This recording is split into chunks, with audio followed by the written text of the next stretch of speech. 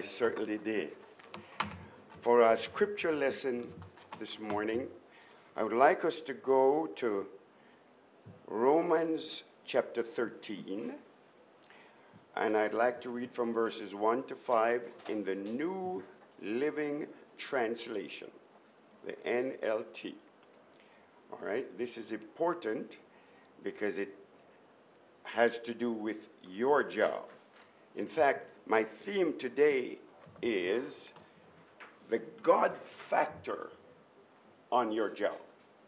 The God factor on your job. Here's the scripture. Everyone must submit to governing authorities, for all authority comes from God.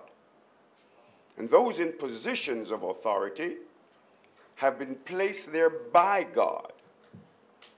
So anyone who rebels against authority is rebelling against what God has instituted, and they will be punished. For the authorities do not strike fear in people who are doing right, but in those who are doing wrong. Would you like to live without fear of the authorities? Then do what is right, and they will honor you. The authorities are God's servants, sent for your good. But if you're doing wrong, of course you should be afraid, for they have the power to punish you. They are God's servants, sent for the very purpose of punishing those who do what is wrong. So you must submit to them, not only to avoid punishment, but also to keep a clear conscience. I'd like to read that verse 4 in the New King James, for that was the New Living Translation. Here it is in the New King James. It says, "For the authorities are God's minister to you for good." Did you know that you are God's ministers because you are the authority in this our city? You are God's minister. It says, "For he is God's minister to you for good. But if you do evil, be afraid, for he does not bear the sword in vain. For he is God's minister," again Paul says that, "an avenger to execute wrath on him who practices evil."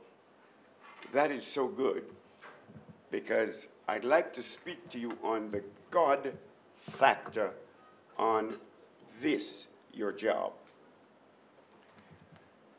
The biggest plus factor you can have on your job is the God factor. The Apostle Paul writes, "We are laborers together with God." And that's found in 1 Corinthians 3 and verse 9. Consider these three powerful words: together with God. To explain this properly, I'd like to give you a story. A surgeon in a large city hospital had a habit of insisting on a few minutes alone before he performed an operation. He had an outstanding reputation, and one of the young doctors who worked with him wondered if there might be a correlation between the habit of spending time alone and the man's success. He asked the surgeon about it, and he answered, "Yes, before each operation, I ask the great physician to guide my hands in their work. There have been times when I didn't know what to do next in surgery, and then came the power to go on. Power I knew came from God. I would not think of performing an operation without asking his help." The surgeon's words quickly spread through the hospital, then across the country.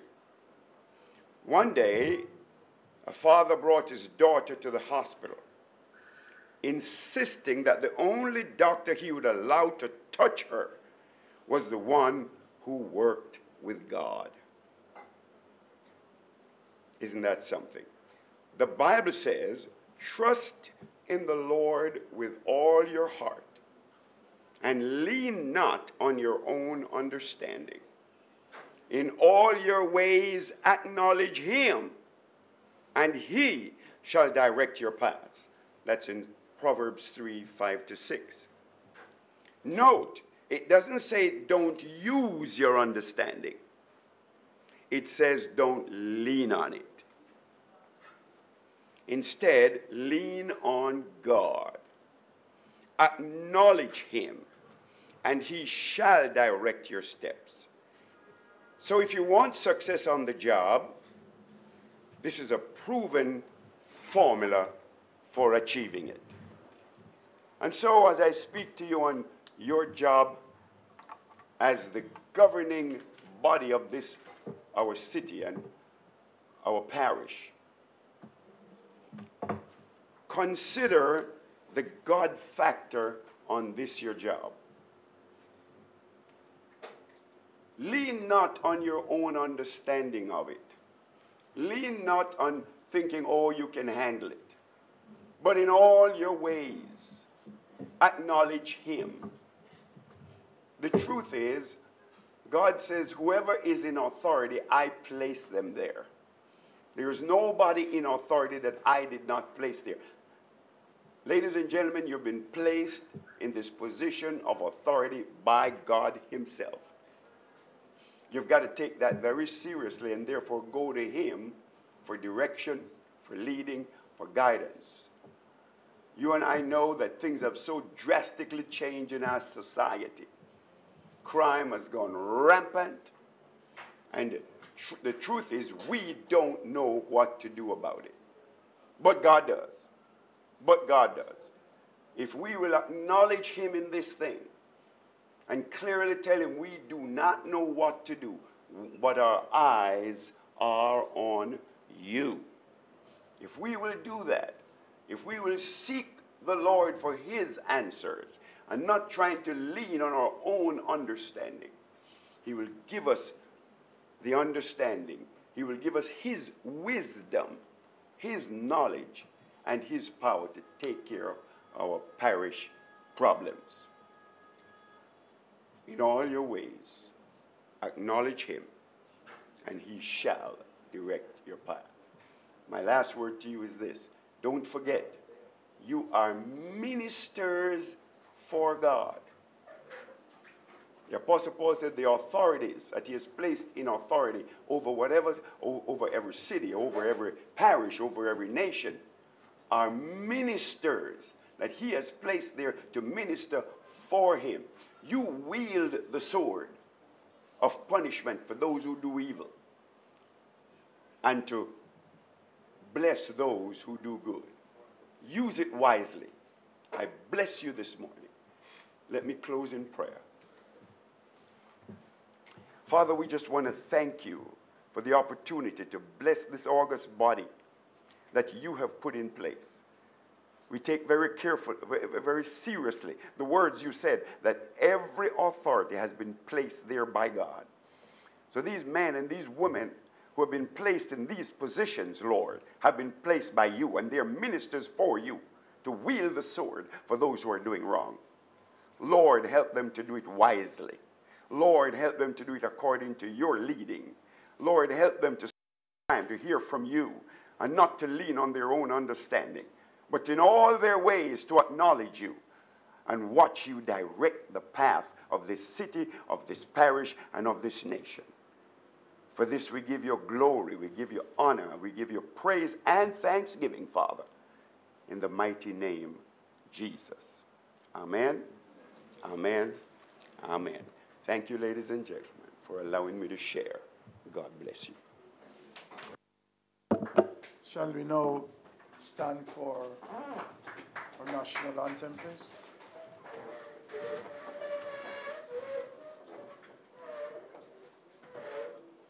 After three. 1, 2, 3. Eternal Father, bless our land. Guide us with thy mighty hand. Keep us free from evil.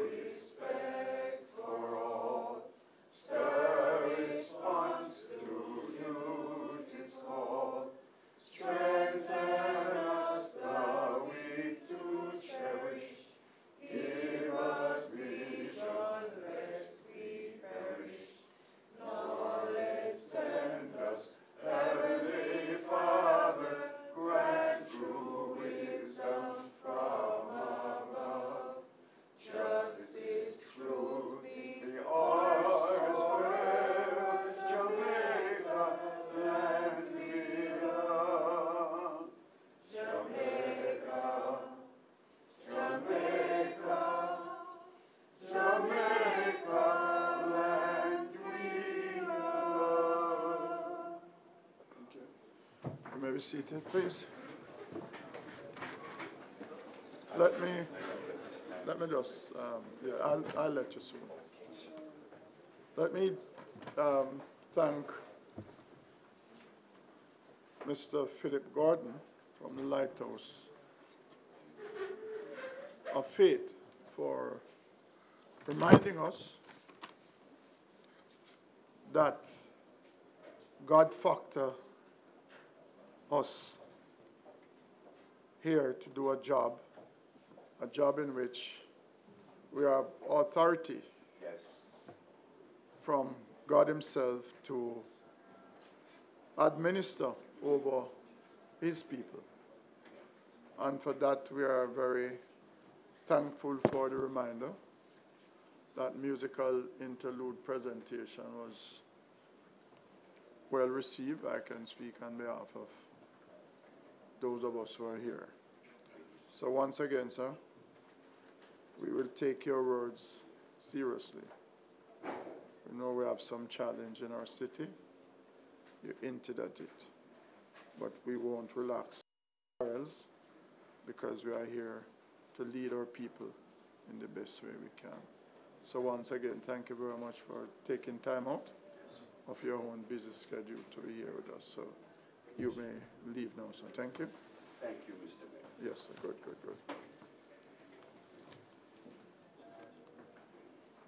Can I have a notice convening this meeting, please? Notice convening the meeting. Is there a second? All in favor? Let me use this occasion to welcome the Chief Executive Officer, Mr. Gerald Lee, and members of his senior staff, heads of department. Let me welcome councillors who are in attendance, members of the various agencies of government, National Solid Waste Management Authority, the Jamaica Fire Brigade, the Parish Development Committee, the Public Health. I saw someone from JPS, Mr. Wilkinson. I thought I saw him here a short while ago. Members of media or citizens who are sitting in the gallery, ladies and gentlemen, a very good morning to you all. Thank you. Is there any apologies, Mr. Lee?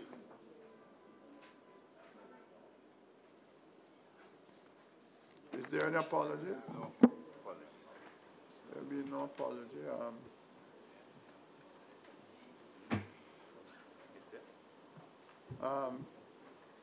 Can I have a motion for the minutes of the regular monthly meeting to be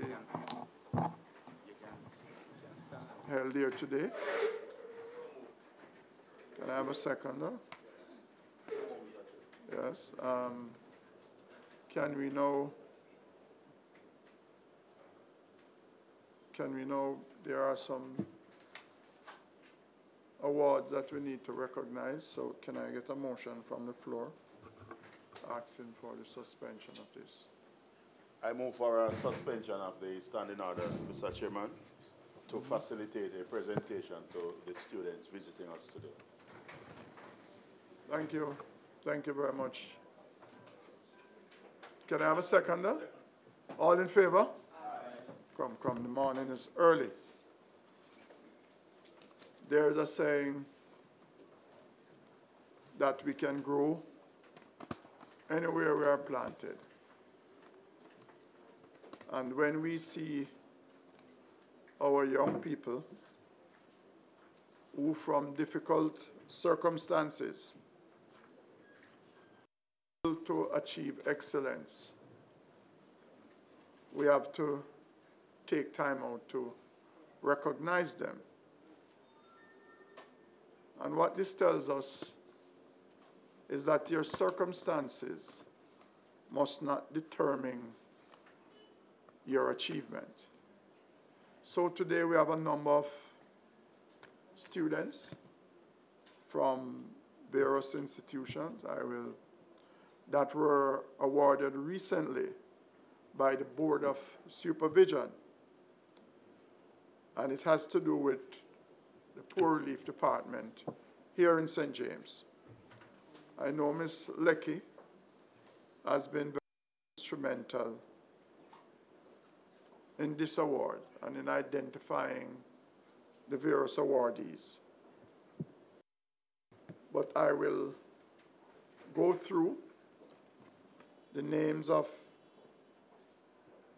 these young people, and whenever time I call the names, I would like for them to come and stand right here in the middle. Mr. Tingling, please give some attention here. Top achievers, CXC, yes, CXC.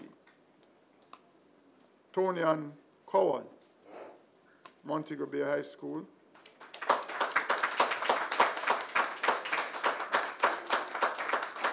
And Tony Ann achieved 4 1s and 5 2s.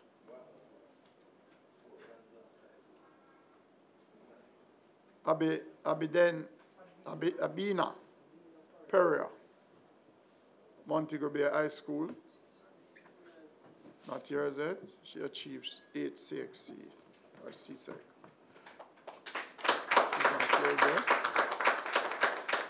Outstanding Cape performance.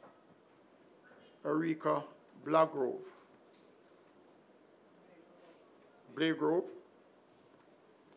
formerly of Cornwall College.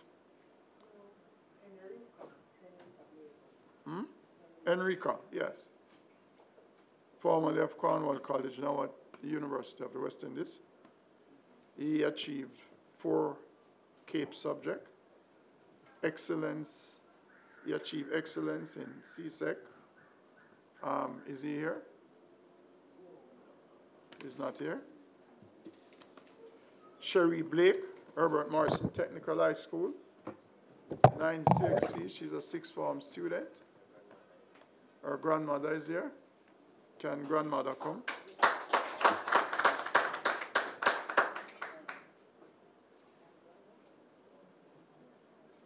Shadane Blagrove, Greenpond High School. Huh? Shadane.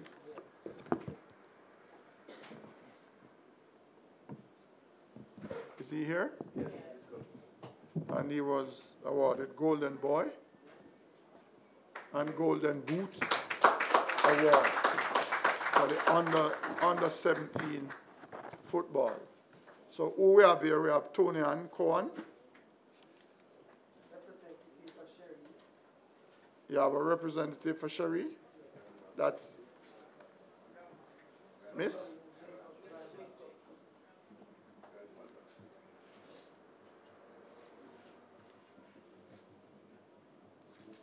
And we have Shadane Blagrove, Mr. Golden Boot, Golden Boy, and Golden Boot Award for the under 17 football. We think as a municipality, you being from this parish, your development has been charted somewhat by the St. James municipality in the era of our Poor Relief Department. And because of you did not cause your circumstances to determine your own achievement, we, as a council, we have to you. And this is why we call you here today, to say to you, thank you for doing, and we'll also encourage you to continue doing your best. Because as young people, we are dependent on you to be the men and women and leaders of tomorrow. So let me take this opportunity to congratulate you publicly for your achievement. And thank you very much for being here with us this morning. And I will now come and make some token to you.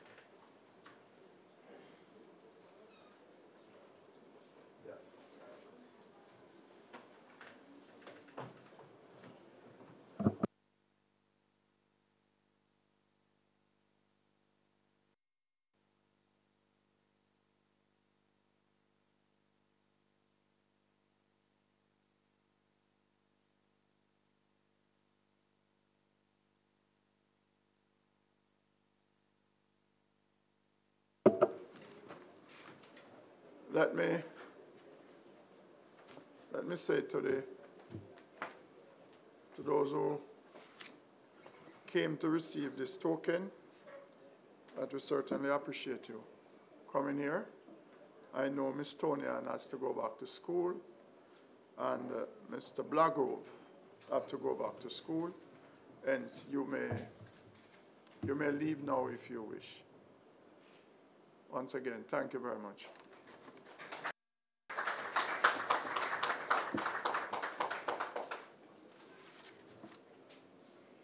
Can I now have a motion reverting us back? Chairman, I so moved that we revert to regular council. All in favor? Matters arising from the minutes.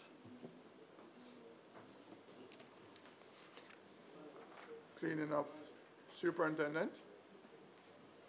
Look at the action. And there are quite a number of areas there where you are to report.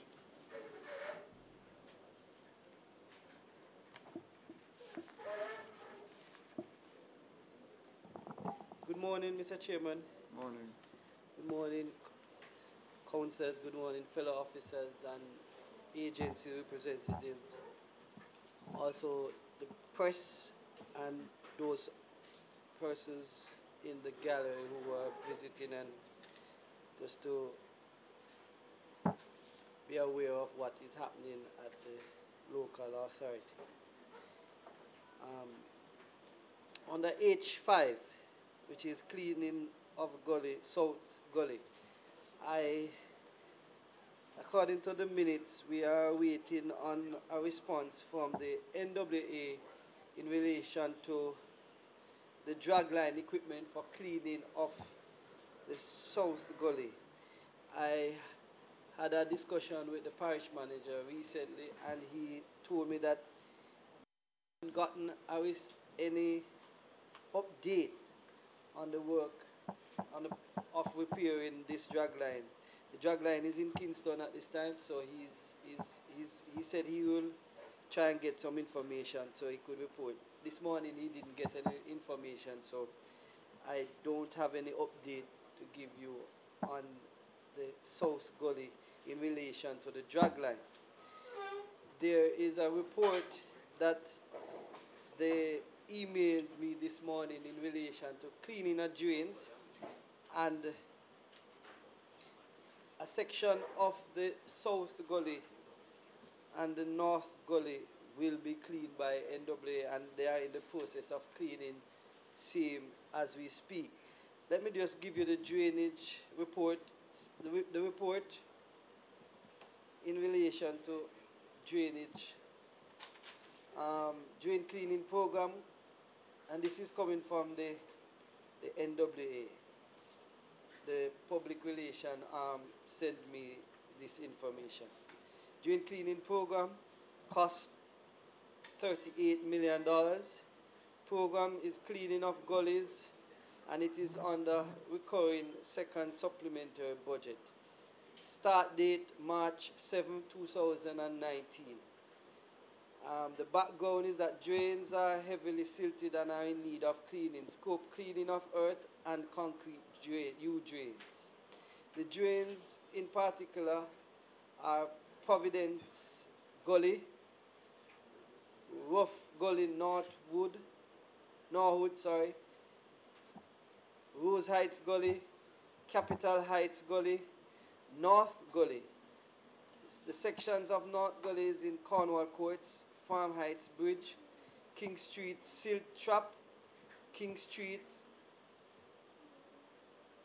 Silt Trap, Canterbury Pedestrian Bridge, the Gully Community, and also Gully to Howard Cook Bridge. Melbourne Gully, Valencia Drain, Rosemount Drain, South Gully, Princess Street Silt Trap, and Creek Street Silt Trap, and the People's Arcade. The Providence and the North Gully project have commenced, and others will commence in short order. And this is just a section of the report that we got from NWA. Under the North Gully, regarding the council's responsibility regarding the lower section, it is being cleaned, and we are monitoring it, and it is being done properly at this time.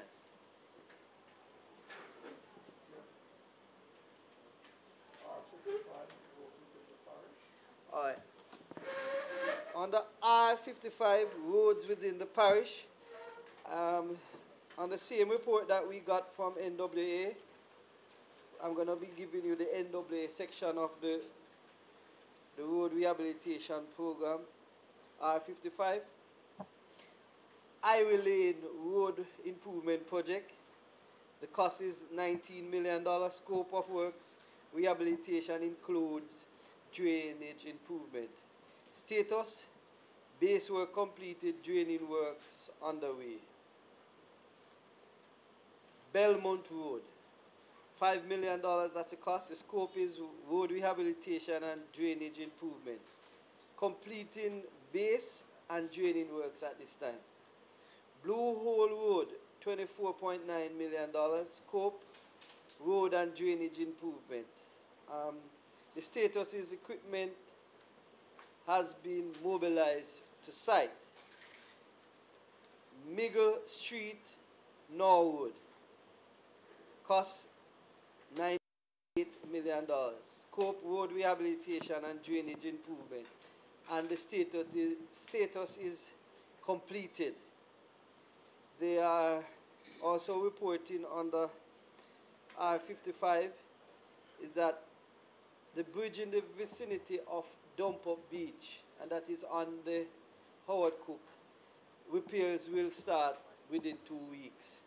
And this is not in the report. However, this, having information, having spoken to the parish manager, the information reached me is that that bridge will have to be closed for approximately 2 weeks. They will be doing some detour in that area to see how best to facilitate the movement of traffic along that busy thoroughfare. Under the local authorities, parochial roads, parochial revenue fund road maintenance, for the month of February, we did some asphaltic repairs to roads within Mount Town Division, Mount Town to Vaughnsfield. We did sections of Vaughnsfield Housing Scheme, sections of Woodland. Also in the Catadupa Division, we did a section of Winkis Road. In Montego Bay North Division, we did a section of Go Peace, and also in Catadupa Division, we did some repairs on a section of Shortwood Road. We have also been busy doing sections of Birchie Road under the CDF, and we are about approximately 80% complete at this time. Just to report that we have also in the process of tendering some roads that will be done from the Tourism Enhancement Fund, and sections of Somerton Road, Top Somerton, Bottom Somerton Road, and also forward into Somerton.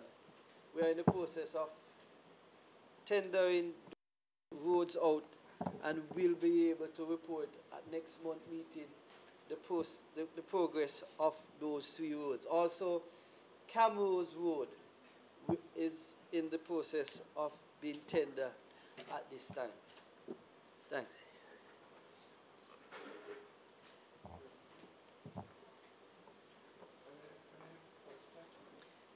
Mr. Chairman, uh, I need a little bit of clarification, or just maybe for the superintendent to repeat that section where the gully is concerned. The money that you mentioned, $38 million, is it for proposed cleaning or it has been cleaned? What is it? Because it started March 7th, and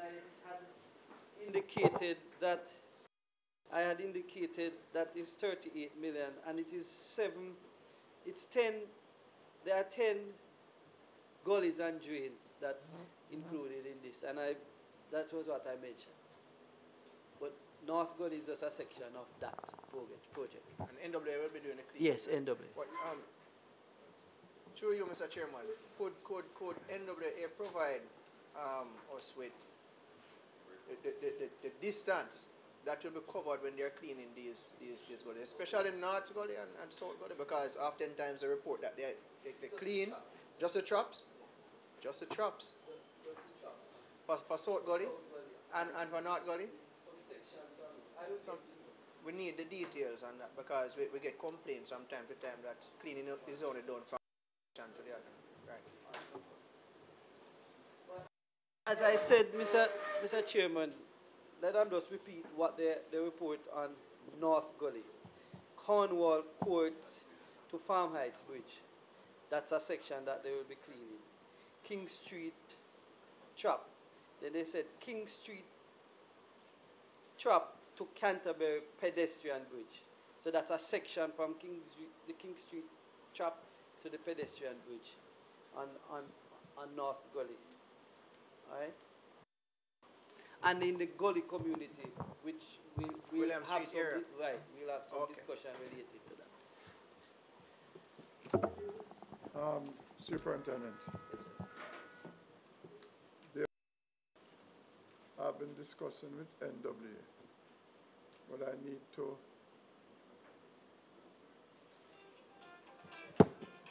as it relates to the closure of Howard Cook Boulevard.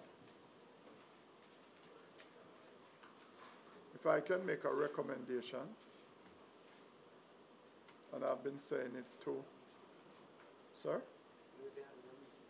You'll be having a meeting on Tuesday, and you'll be having the police will be in that meeting also, because what I would recommend, and I wanted to look and to see how possible that can be, instead of going across, going all the way up to the stoplight, because I know they would have to make a right right in front of LOJ. I would like to see, before they reach up to KFC, if they could open that median to allow a left turn, so the traffic wouldn't have to go all the way up to the stoplight.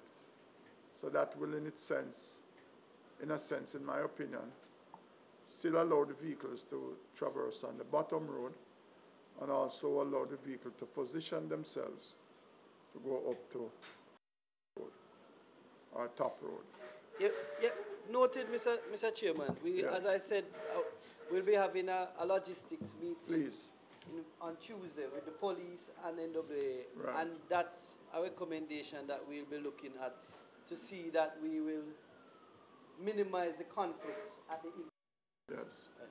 Thank you. North Coast Improvement. Any report, any update on that? We didn't get any update on any North Coast Improvement from NWA, because I asked them, they said they actually didn't do any upgrade on that section of the roadway during the past month. Okay. Well, what I can report, there's a section between the stoplight at Reading and the stoplight at DNG. There's a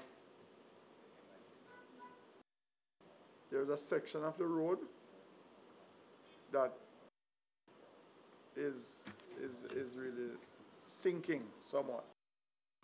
When you go in that section, you tend to rise.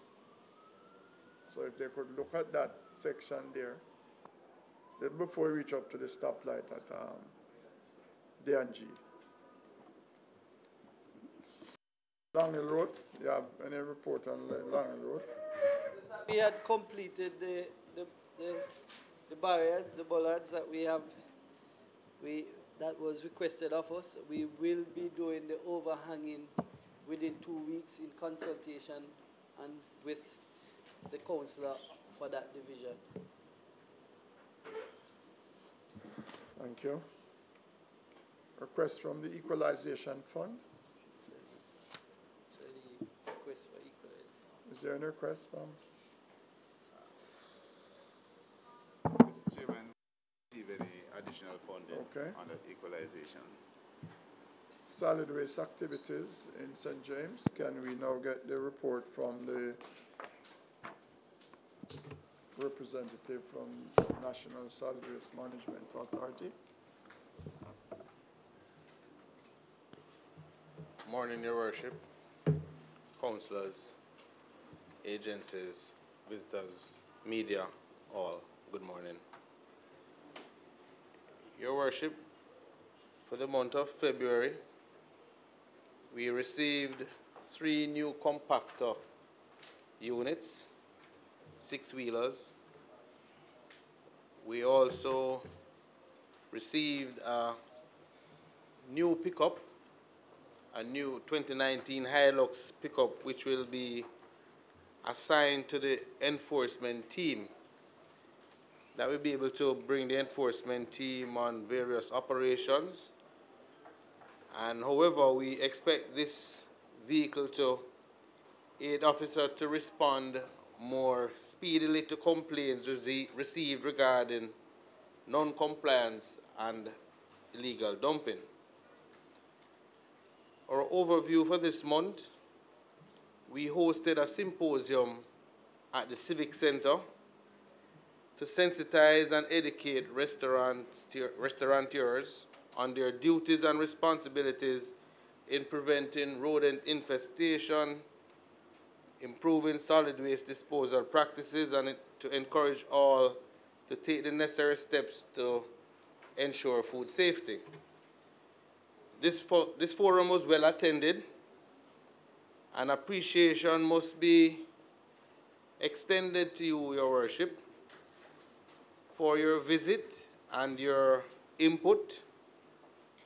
Also appreciation for the staff of the St. James Municipal Corporation that attended, the St. James Public Health Department also, all had their invaluable contribution, Your Worship.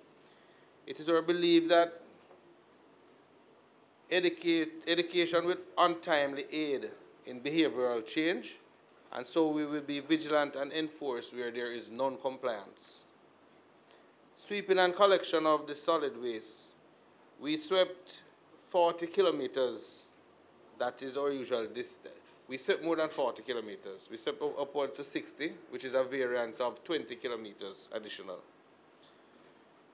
In our backlog report, we had an average of 16 units, 10 contracted and 6 company units. Of the 210 collection points in St. James, 50 experienced delays, reduction from 76 in the backlog report in January. Also, we have on page 4 a chart that will inform you of when there was an increase in units, we would see a reduction in backlog, also more waste going to the landfill. We had approximately 10,200 tons of waste that was removed from the parish of St. James and deposited at retirement disposal site. Illegal dump sites, Your Worship, has been a major sore point which we continue to eradicate and beautify. There's a recent project on the Sewell Avenue, which was a major dumping ground, and for persons who are traversing that area. we hope to complete this project in short order as well. Community engagement, we continue to engage communities with the CDC groups, daily Facebook updates, and community meetings, daily phone calls. The retirement disposal site schedule covering is ongoing at this facility to minimize odor, flies, and possible cause of fire by arsonists. That's our report for this month, sir. Also, apology for our regional operations manager for not being able to attend. Yes, sir.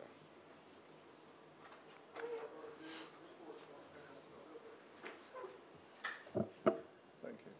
You have heard a report from Mr. Mark Jones from NSWMA. Is there any question, observation? Yes, sir. Councillor Murray. Yes, thank you, Your Worship. Mr. Jones, just two quick questions. You said that you received 3 new additional compactor trucks.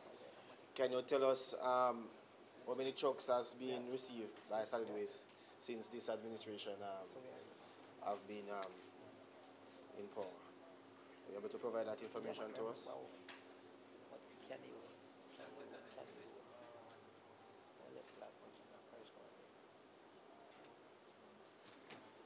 At the top. La calculator.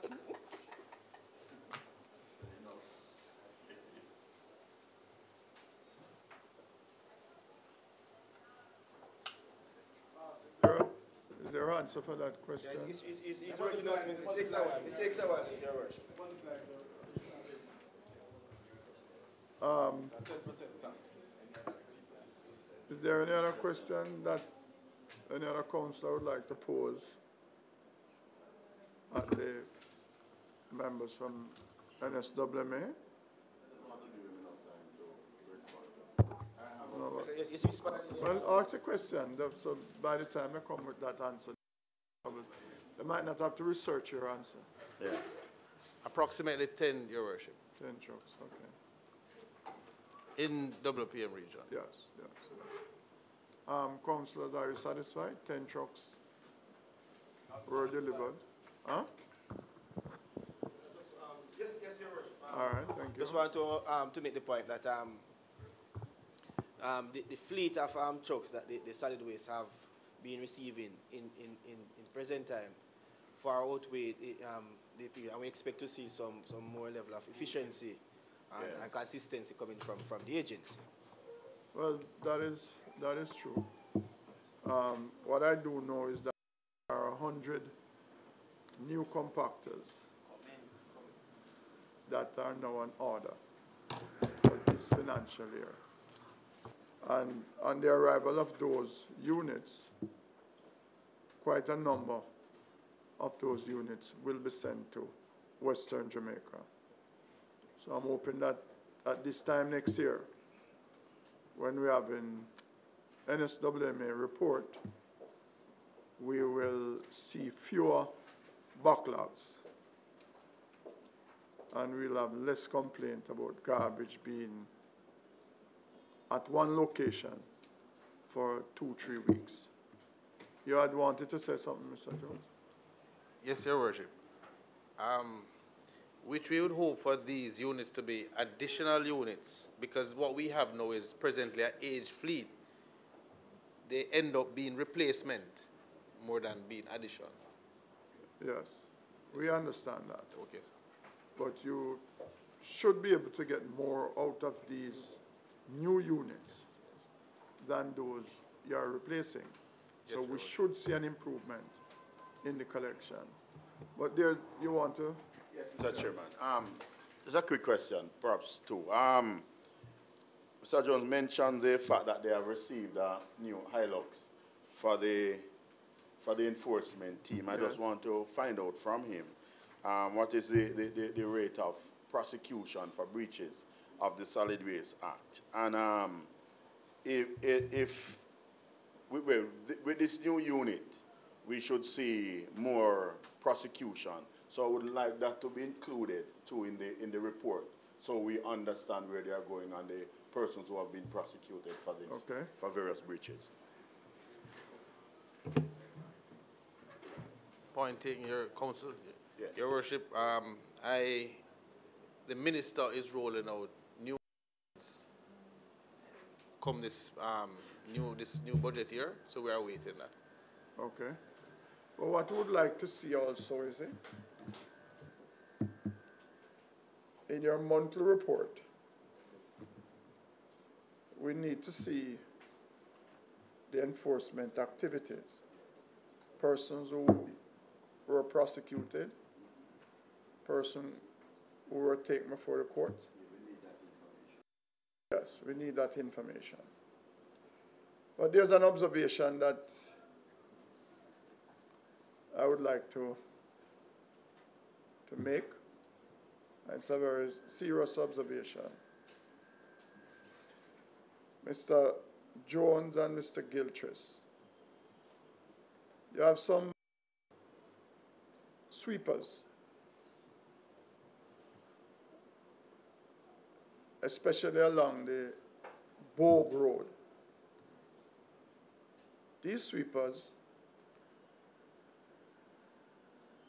they have very little in terms of things to identify them.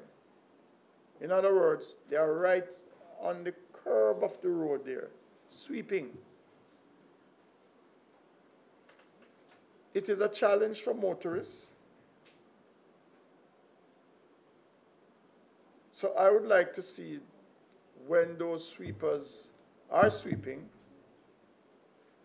there are cones, these yellow cones, or orange-looking cones, be placed in that area, probably 2, to just alert the motorists that, you know, there's some potential danger. And what I saw also, I don't know if it's a part of your recommendation, where what they have taken up the silk from off the road. It's not acceptable. It's not acceptable. I saw one man this morning with a 5-gallon bucket. I don't think that is acceptable. It is not. And that gentleman who I saw this morning, he wasn't even wearing a vest. And he was out there doing his job, because this was like about 6:15 this morning. And I have to give him credit, but we need to empower them in having the right equipment and looking the path. So you can, as you go along, you see a cone between this point and that point. You know there's somebody. Something is happening in there. So the motorists can take the necessary precaution. So bear that in mind, because honestly, I wouldn't like for anything to happen to any of those people. Thank you. Thanks, Your Worship. We welcome the advice. From PDC, Dr. Dove.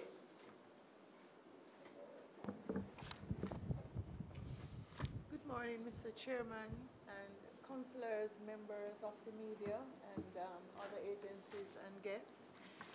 My report will be pretty brief today.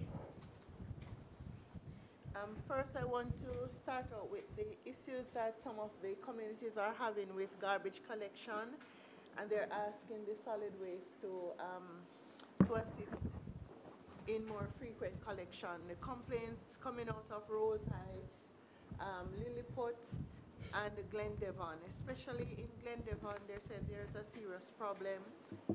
It's very infrequent, and up to 2 weeks sometimes they're not seeing collections being done.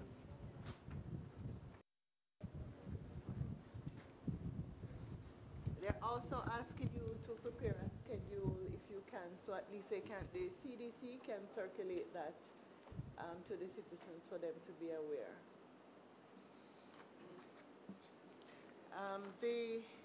In relation to some of the other communities, several of them, Mr. Chairman, are having different issues. Bogue Village has reported about problems where bus drivers are putting the gasoline in the drain, and they actually sent me a picture of one of the streets.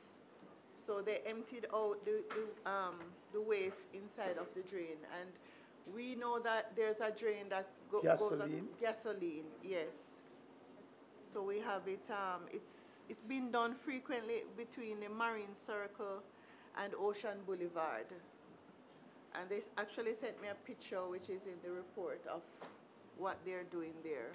Have you sent that to National Solid Waste? That's a no. illegal dumping. Oh, okay. So they should send that to them. Oh, why would they do that? What's the purpose? Well, I think they instead of disposing of it properly, they're just doing it in that informal way. Fuel or lubricant? Well, they said gasoline. I think it's more like the lubricant coming out from the picture that I'm looking at. So is there a garage nearby there? No, on that street there are a few bus drivers. The big bus. Yes. So they use it to like do maintenance work. So when they change the oil, they throw the oil in the gully. Yes, sir. But this is antenna. All right. So they So said somebody have pictures of those? Yes, they actually sent have me pictures my of the report. buses? No, they didn't do that. I can ask them to. Ask them to do that. Take the pictures. Ask them to do that, because I think that would be grossly irresponsible. Because if you have a fleet of bus that you're servicing, you must have the means in which to dispose your waste, or unused lubricant in a way in which it does not affect the environment. Because this eventually ends up in you know, I have always said that a great part of our own problem is all man-made problem we have in this country. How could someone be so inconsiderate? And I'm sure he works in the industry. Tourism. Yes, and all of that will wash down and damage our reefs and damage our beaches and everything. Wow. Okay, so I'll follow up with to send the pictures across to the solid waste. Yes. Irving PDC, they're having some issues. They're doing some work actually. Irving to expand the community center. They want to put in some, at least 2 more bathrooms. One, they have gotten assistance from the community already, so they have bought some items to start that process, but they're seeking additional help. They're actually, the cement company has a competition, a community competition that they want to enter, so they'll be able to raise some additional funds. So they're asking for the support from the municipal corporation. I think there's a letter that they need to obtain. Well, let them send us the letter, and then we'll see how we can partner with them somewhat. Okay, sir. See how we can partner with them. There are some of the communities they're asking for, like community center in Tango River, that's in the Maroon DAC. They're having an issue there because they don't really have a proper community center. They use now the church. And we also have problems with Norwood, because the church, the people from the church, when persons come there not dressed how they would want to see them, they have an issue. So we're looking at how best we can assist them, whether with a trail or other means in the different communities where there's no center right now. Okay. A few of them are, they need the fields now to be cut. I spoke to Mr. Duncan. He says transportation, he's working that out in order to work with the schedule. Well, you know, Dr. Dove, I must, you know, I don't want to stop you in a report, but there's always a huge cry for community centers. But when you look and see the community centers that exist now, and you look and see how the citizens treat these community centers, you wonder, you know, if the cry is really a genuine one. I honestly, I mean, I have gone to quite a few community centers, and there are probably only a few that, you know, you could hold up and say, well, this is a community center that is well kept. Yes. Because, you know, it's as if it is for the community, but the community just take a hands-off approach. You know, they same one go there and vandalize it. The place want to cut, you know, the grass want to cut, the place want to clean up. If the councillors don't go in and assist, and then nothing is done. So you wonder if it is really a community center in its truest sense. Because a community center is supposed to have the community to take care of that center. And you have this cry, why we need community center, we need training center. And you build it, and after the nostalgia wears off, then nobody takes care of it anymore. And as a citizen, you know, we need to hone what we have in our community, because if we don't hone it and take pride in it, you know, it is going to go right down until you see them start put our goat in there. Because that's what a lot of these community centers are used for. They tie goat, and when rain falls, they put goat inside there. That's what it is. There's no doubt. Yes. No, well, that's not the type of goat we're talking.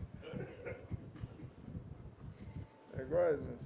Sir, in relation to the crime, we noticed that there has been an increase since the state of emergency is up, and I know it's not the council to make a decision, but we're just voicing our concern because we're getting feedback from the community of concern for crime that's happening.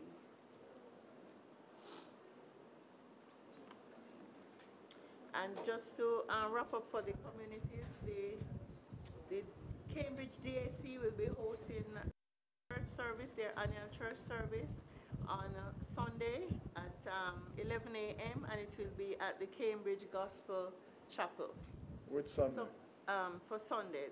This Sunday on the 17th, sorry, at 11 a.m. Okay. We have lost a very strong person within the community development, Mr. Joshua Gordon, who died. He manages the mediation center, and he died recently. He had a massive stroke. He went into hospital, but he never recovered. Is that the little man that normally by Church Street? Yes, sir. I saw the slim body. Really? Yes. He passed away. Wow. I heard it this morning, but I just couldn't put a face to the name. Oh, no. So, Gentlemen, you need to watch your health. yes, that's true. Because I could never believe, because that's a man looked quite fit to me. He was, because we had the interagency meeting, and Yeah. it was like the day after. He was very active in Yes. the planning of That's how I what know we're him. doing with the PIOJ, and then the next day we heard he was in hospital with a heart attack, a massive Well, heart attack. Extend to his family our condolences from the St. James Municipal Corporation. Yes, sir. Yeah.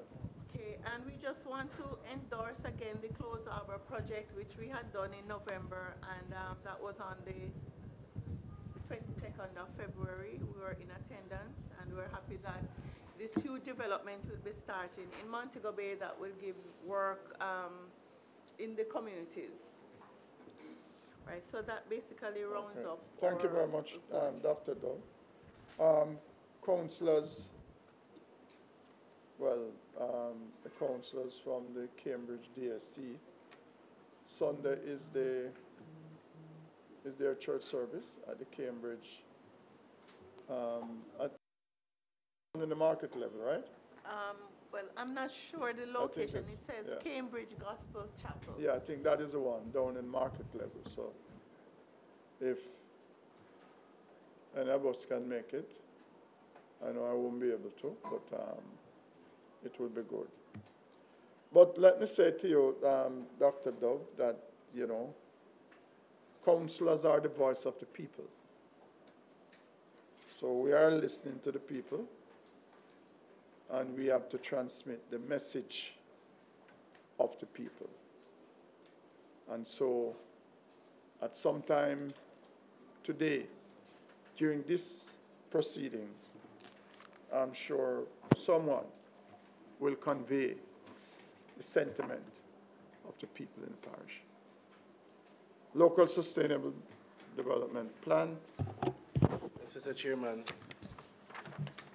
the committee is informed that, as stated, for the new financial year, the corporation will be commencing the preparation of our local sustainable development plan.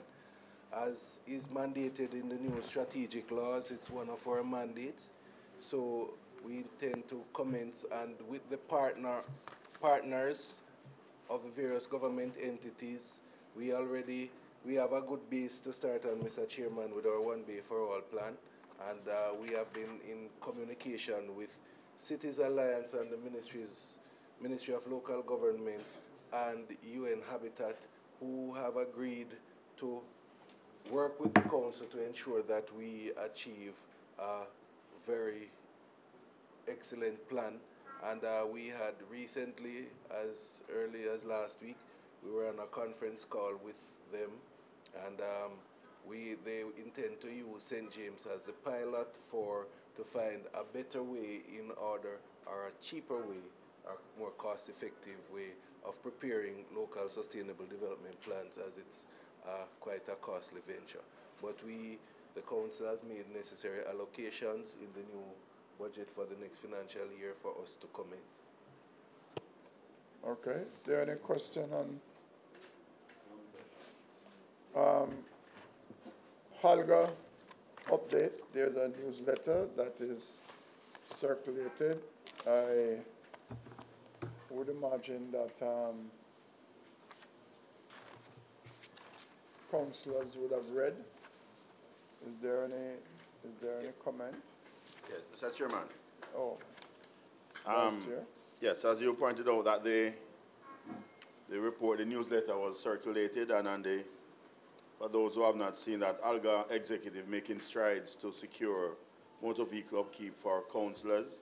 I just want to say, Mr. Chairman, in addition to this, there's a special committee that was set up, including members of ALGA and members of the ministry, in an effort to look at various issues affecting or impacting councillors, which we will have a more face-to-face discussion so that these matters can be addressed. So this is some form of progress going forward.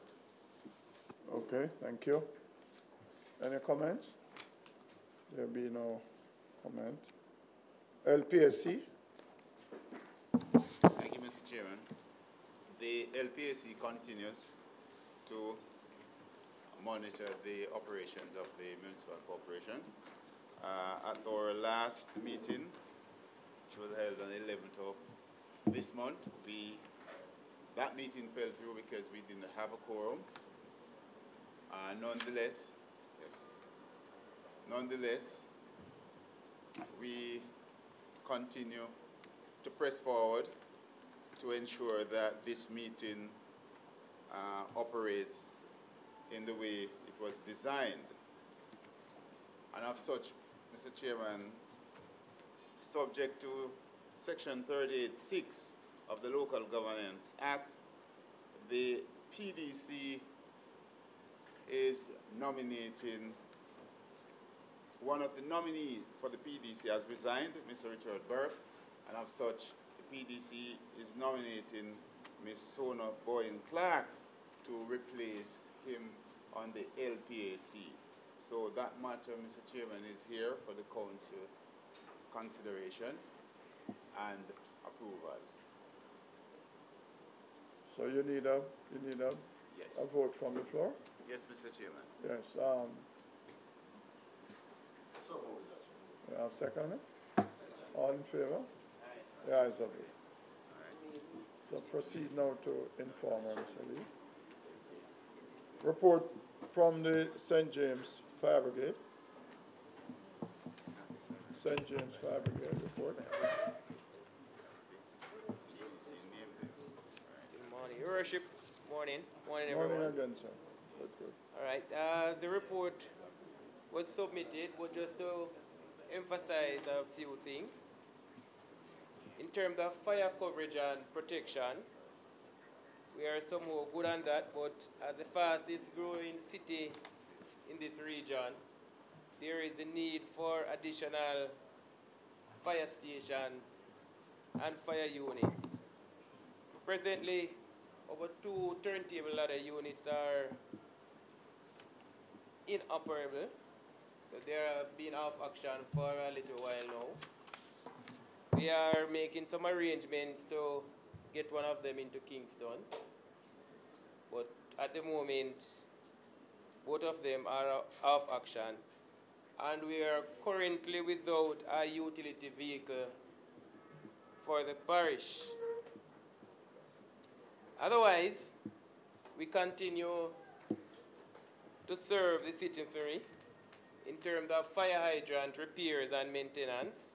Our team is up and running again, and so we should see some more hydrants being maintained within the parish.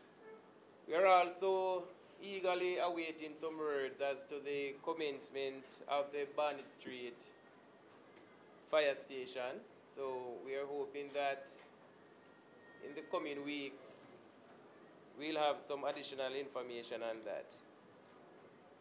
All right, that's it for now, unless there's anything from the report that anyone wishes to question. That is it for now, sir. Okay, is there any question for? Just comment, Your Worship. Yes. Willie. Willie? Willie. I just wanted to do a favor for me. On the 24th of last month, I had a motor vehicle accident in Trelawney. And I really want to commend the fire department in Trelawney. They were quick on the scene. They were very, very professional. They secured all my stuff from a vehicle. And while I was no, the idea was yes, the team. I think it's Miss Turner. I think it's Miss Turner. Her name is on her team. Very, very, very professional. I was really impressed to so quickly they were on the scene and the way they conducted themselves. And so I really want to convey my heartfelt gratitude to them and to keep up the good work that they are doing. Yes, sir. Yes, fine. Yes, sir. I will, of course. If you have anything else, I will convey it down. Mr. Chairman? Yes.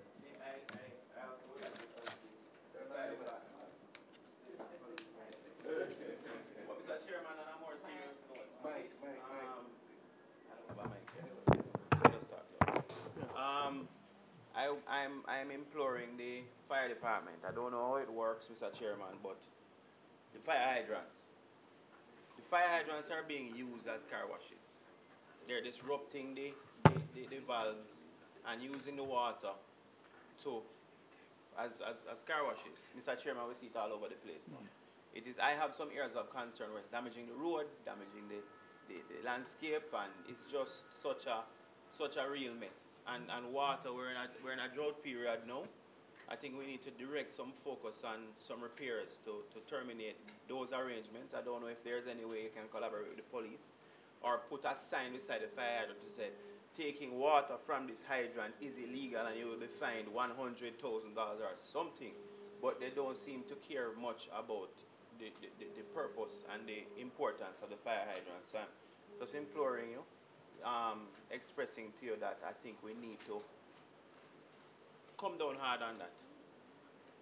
Thank you. Thank you, Mr. Chairman. Yes. Yes, go ahead. Thank you, Crawford. Thank you. What I would like though is to know the areas in which we are having these challenges. so that we can follow up on them. Sorry. Off the top of my head, Mr. Chairman, in the Freeport area, right along the belt, the Freeport area, right close to the fire station, right by Houseboat. There's one right by Houseboat that they used to wash cars. They have about 3 fire hydrants there. So if you look, you will see the cars. You will wonder why there are always cars parked by a fire hydrant. It's not because they don't have anywhere else to park, it's because they're using the water to do them business. So the one right in front of the Houseboat right now, I can't tell, they're washing cars there right now.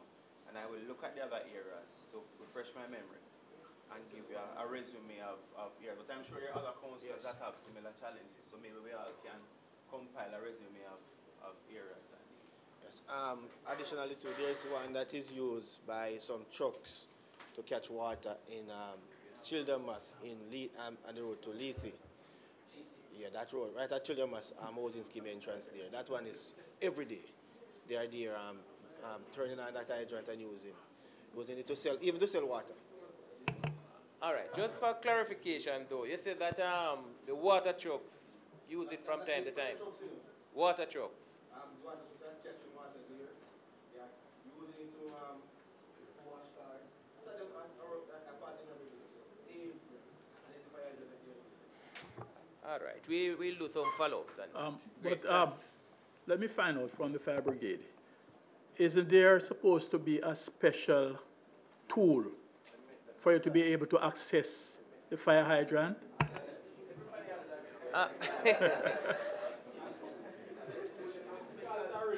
All right. Yeah. So, Chairman, we have what we call a hydrant key and bar. But then what happens? Sometimes there are arrangements with the Water Commission, with some of these truckers, to obtain water from fire hydrants. Okay. So they also has their own hydrant key and bar that they use from time to time. Okay, I see. Yeah. Okay. Good. Local government reform. Thank you, Mr. Chairman. We continue to pursue the reform agenda, and what we're concentrating on now is the 3 strategic laws plus the new building bill. We are trying to sensitize officers, persons who are working in the industry. We're trying to sensitize them on the operations of this new building bill. And so we had a sensitization session just a few weeks ago, 2 weeks ago. That was for members of the MC who were going to be actually managing the operations. And so we are in the process of planning another session which will continue to sensitize and to get persons updated. And then we will be doing one where we would now invite the public and the other persons, other stakeholders, so that we can continue sensitization with the new building bill. But it's important that we get a better understanding of its operation. It's a complex bill. It has a lot of new requirements, and so it is important that we have public, not only consultation, but public sensitization. So that is what we're doing now. We also, at the Municipal Corporation, continue to work with the Local Economic Development Program. We have just now, we're in the process of doing analysis of the phase one that we have just completed. Phase one saw us allocating some $4.25 million to small business operators, entrepreneurs, who we intended to give them a start so that they can grow a small business and create some kind of wealth, and which will allow them to not only feed their family but also to assist the community. So a total of just under 200 persons benefited from the first stage. And as I said earlier, we have allocated some $4.25 million for that project. And so come next month, we will be going into phase 2 as soon as we would have completed the assessment of phase 1 so that we can improve what we do and determine the lesson learned and so on to move into phase 2. So this program is something that we continue to work with, and councillors are asked to continue to impact their division with this program. I saw where there are a few councillors who have not yet utilized the allocation, but we'll discuss that at another meeting. But again, the LED is something that we're proud of, and we will continue to work with that. Local government reform is a process, is a journey, and we have not reached any, it's not something that will stop at any point in time. Because we will always have to change our procedures and our programs and how we interact with the public. And so we'll continue to work on this. Thank you very much, CEO. Yes, I must say that I've noticed that there are some councillors who have not yet utilized the funding. Maybe what we might have to do is to give the funding to other councillors. Anyway, councillors, you need to make use of that funding that is available. Mr. Chairman. You'll get a new trans next month, but the get the first one. 3 strategic Mr. laws. Chairman.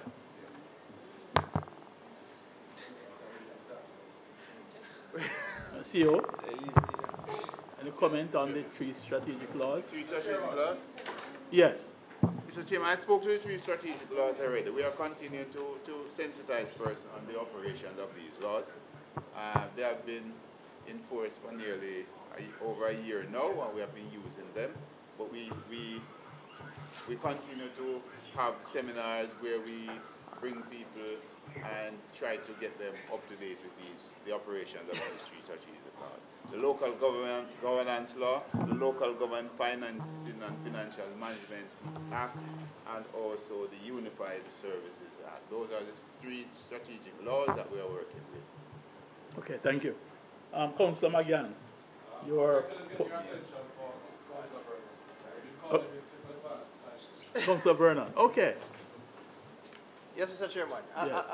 Mr. Lee should be in here when I'm speaking, because he's actually speaking on the LED. He was speaking on the LED program. I would suggest to him, well, I'll probably just wait until he re-enters. Okay, all right. I'll just go ahead and say. Can I ask for a recommittal? Yeah. Yes. Buildings within the city of Montego Bay that are public nuisances.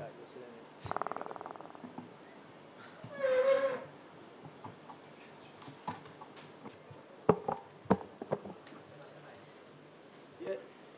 Mr. Chairman, under this heading, just to report that number 9 and number 10 on the page 429, that is Queen's Drive, volume 1426, folio 424, in the name of Fred Smith, the building, that property, the nuisance was abated. And also 18 Thompson Street, volume 1201, folio 502, in the name of Ivy Craig, that the nuisance was also abated. So I am at this time asking that these 2 be removed from the minutes in relation to being a public nuisance. We are having some little challenges in relation to taking down the Vassal building safely. We're having some electrical wires that run very close to the building, and also because of the height of the building in relation to the buildings, the next door neighbors. We are looking on how to take it down safely. We have a tentative date set to take down the building on March 24, 2019. March 24, 2019. That's a tentative date that we want to take down the Vassal building.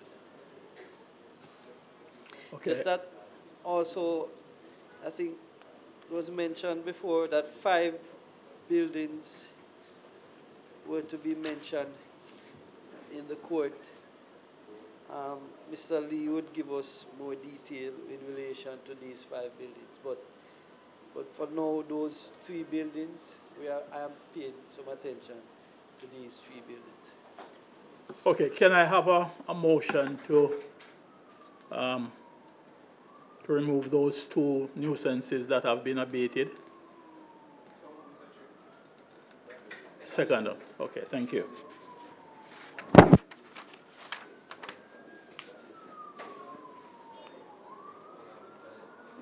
Water shortage in several areas of the parish. Mr. I'm in an English school over there. Water shortage within the parish. We have sent off the resolution to the Ministry of Local Government, the request for $10 million, and we are in dire need of funding at this time because the drought is really upon us. And I don't know if, Mr. Chairman, if you could use your high office to see if we could get those monies in relation to the funding that we had requested. Okay. But we have some limited funds that we will be, for some particular area that we have been using at this time. Okay. Yes. This matter will be taken up again with the Ministry of Local Government because we are having some serious drought in the parish. Okay.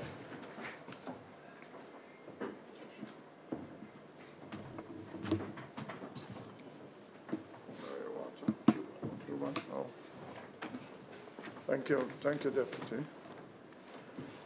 Cuban Committee, is there any? No report. Street lights in the parish. I think I saw Mr. Wilkinson here. But what I would ask councillors to bear in mind that Mr. Wilkinson is not appropriately dressed for this meeting. Yes. I'll still allow him to make his presentation because it is one of those areas that we are very concerned about, and we have made several statements in recent months about the Jamaica Public Service. But I'll allow you to make the presentation, Mr. Wilkinson, and whatever you say will be taken down in writing and can have some effect on you and the Jamaica Public Service. So I will allow you now, sir, to give your report. Thank you. Afternoon, all. Yes. My apologies. Normally I would attend the planning meeting, but unavoidably I was on vacation, so I just pop into this meeting. On a matter of streetlight, we have started back the LED repair project. Starting April, we will be changing out 400 lights on the main thoroughfare within St. James, starting at Maroon Town Division and the Summerton Division. So we'll be starting on the main thoroughfare there. In terms of repairs, we did some repair between January and February. about 70. We really did not complete a streetlight schedule because we were awaiting the project, and we didn't want it to overlap the resources in a particular division. So we have since redone the schedule, and that can be shared next week with Mr. Manning. In terms of, I just given a fulsome report. In terms of reliability, we have 2 major outages coming up shortly. One will be on the 24th of March. That will include everywhere from the Long Hill area going up. And also on the 28th, which will include everywhere from Westgate heading to Moore Park and Fairfield heading to Maroon Town. So those are major day outages. Those will really be to attend to overhanging trees and also to replace some rotten poles that have been noted. On a matter of other plans, we started the pole rehab project in the Norwood Division, and this is where, rather than change the poles, we reinforced it with some steel. Other issues are really, we had some issues on the Bogue 310 feeder that has since been addressed, and that where customers would have noticed some amount of flickering. We have since addressed those as a matter of yesterday. I think that is it in a nutshell. I'll be at the next planning meeting where we can address all the other matters. Is there any question to Mr. Wilkinson or any observation? Yes, Deputy. Chairman, I must say that when I look in the gallery and I saw Mr. Wilkinson, I felt very happy. Because we have serious streetlight challenges in all our divisions. So I'm hoping, well, I wasn't sure he would be allowed to speak, but you did permit him to do so. So I'm hoping that at the next meeting, he will be here so that we can let him have all the street lights that are out. So, again, I'm happy to see you, sir, and I'm looking forward to see you at the next planning meeting.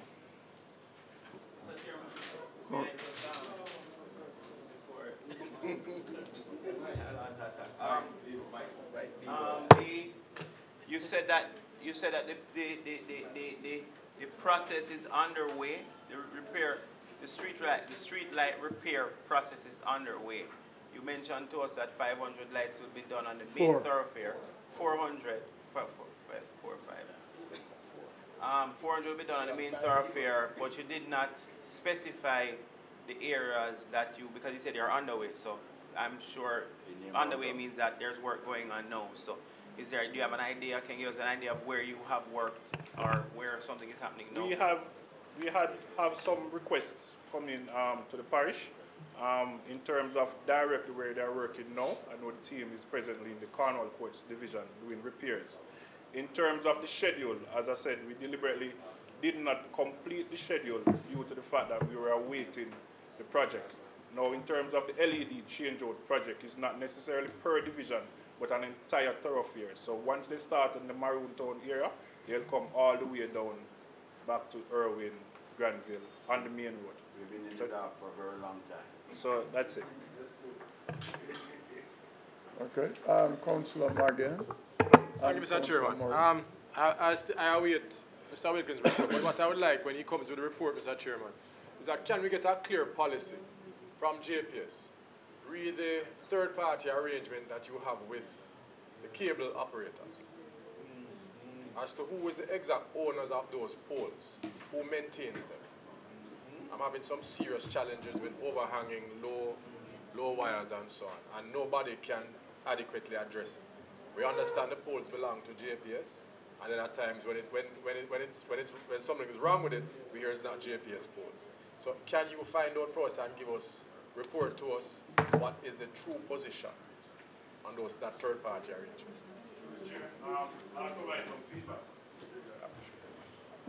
You know, it's more than a feedback, Mr. Wilkinson. We need a meeting with JPS and the JPS, yeah, the cable operators in general, because it's very, very untidy. If you go out on Jimmy Cliff Boulevard, just right across from Doctor's Cave, I'm not a very tall man, and I have to be ducking some of those wires out there. It's very, very unsightly. And it's right on your pole. So I don't see, oh, you're not responsible. Right? I don't see, oh, you're not responsible. And it is causing no ends of problem out there. People complain to you, can't something be done about these? Yes, we have to have cable. Yes, is it time that we're in? But that doesn't say that they have to be, you know, look like, you know, look like you throw up the wires or something like that. There's no respect for the aesthetic of the place. They just do their things like that. It can't work like that, man. JPS do have a joint poll agreement, and we do have a joint poll coordinator. I'll ask for that person to be at the meeting. Could we today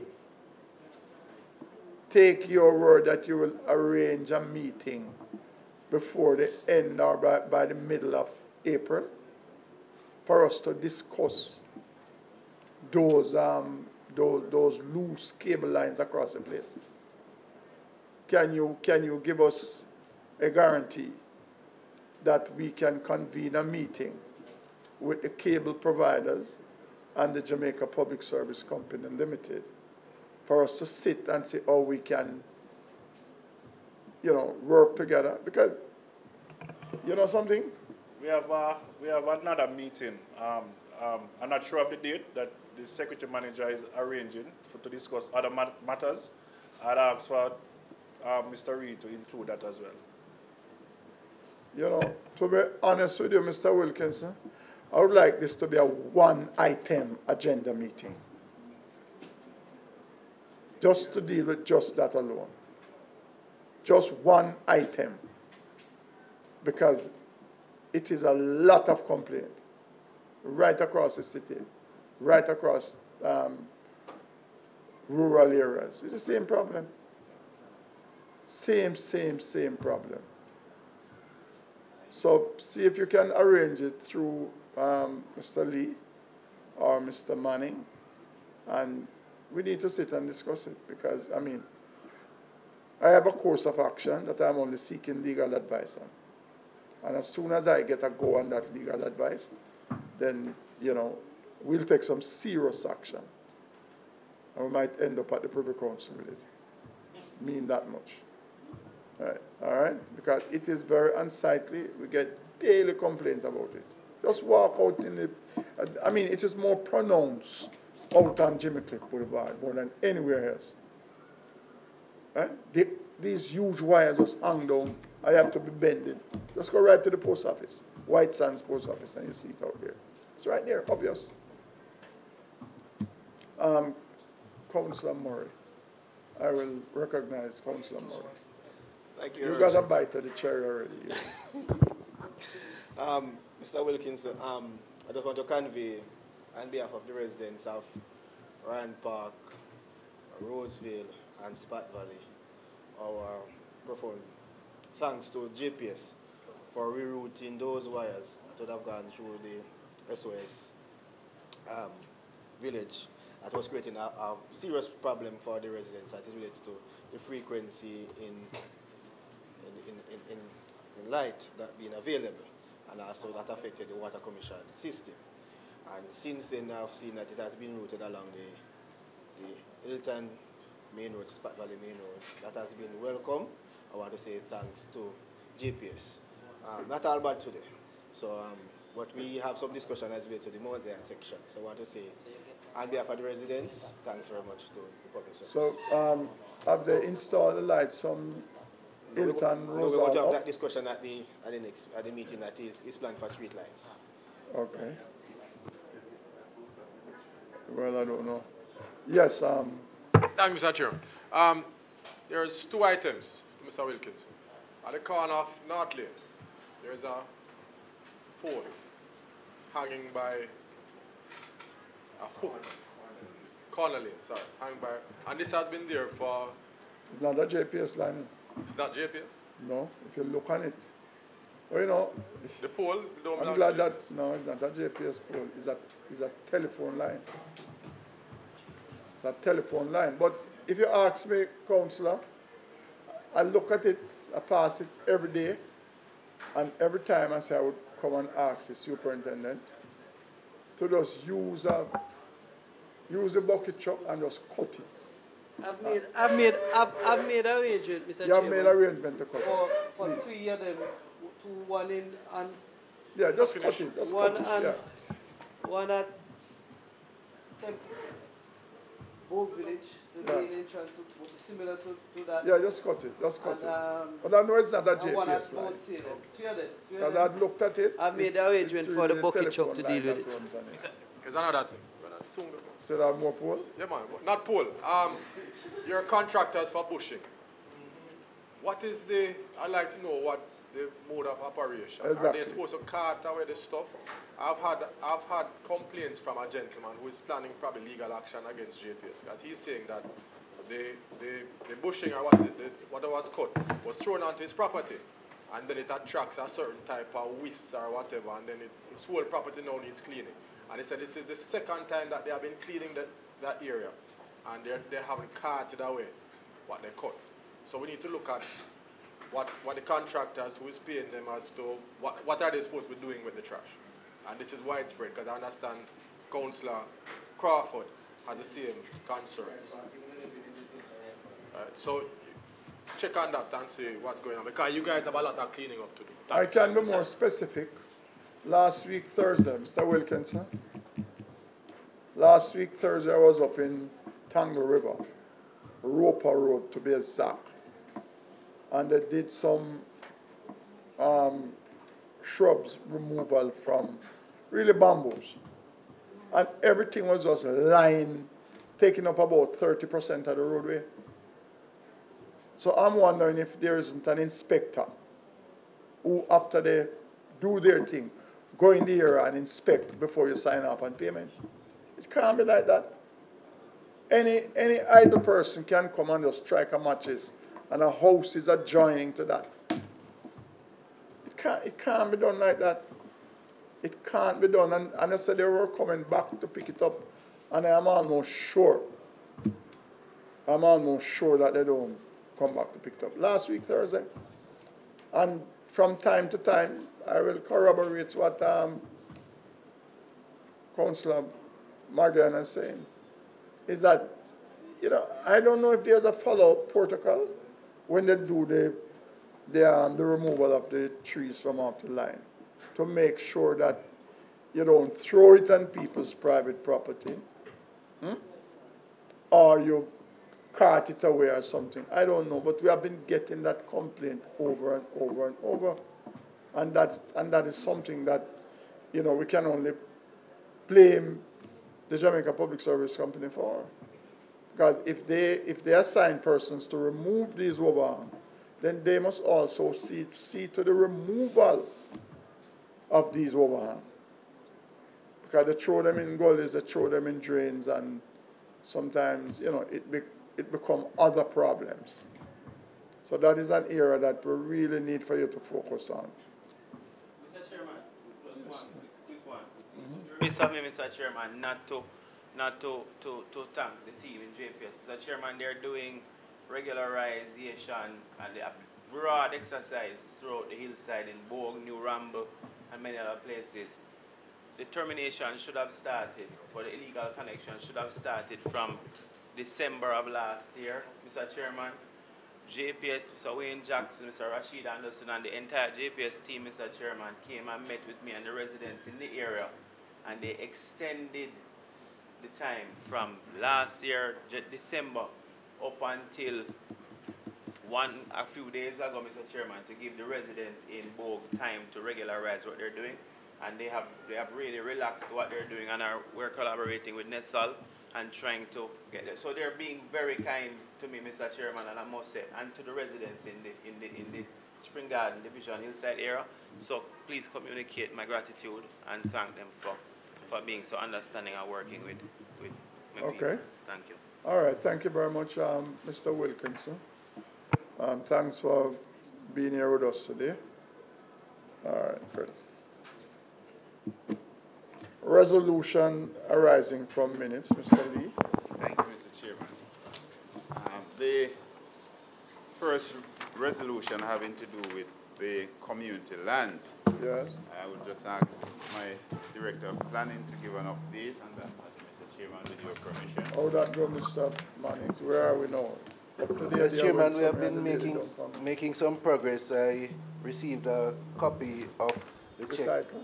No, the title is coming in short order, Chairman, but the issue that was delaying it in terms of the paying of the estate tax, yes. Mrs. Witter, I've received a copy of the check that was paid since this week to the tax office for the full amount for that sum. So it will be, the matter will be proceeding. So we are well advanced. Well advanced, Chairman. All right, thank you, thank you. All right, I continue, Mr. Chairman. There are several other resolutions here. Some of them we're not. Which of the ones that you have some results on? Okay, so. Which of the one that you can give report on? Right, I can give report on. Well, you know that the Jimmy Cliff naming, we are waiting on that. I have something to, I have an announcement to make as it relates. All right, so you will do it in this or under announcement? I will do it under the mayor's announcement. Okay, so yes, Mr. Chairman. The